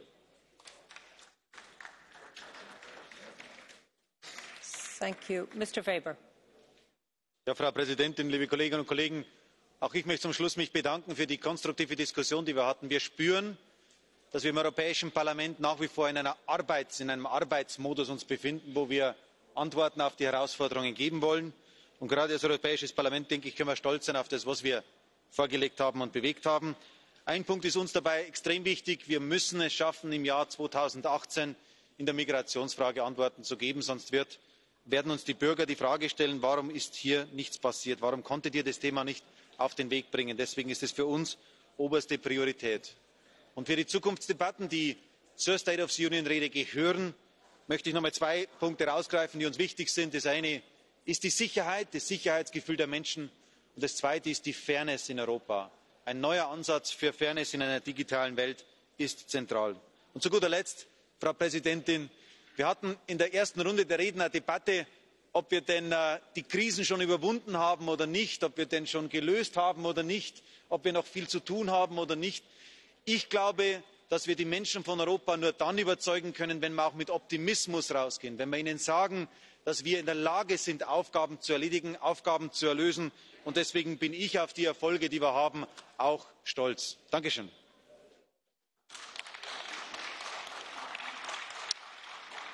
Thank you, colleagues. That concludes our debate on the State of the Union. We will have a short recess and votes will begin at 12:30. Thank you.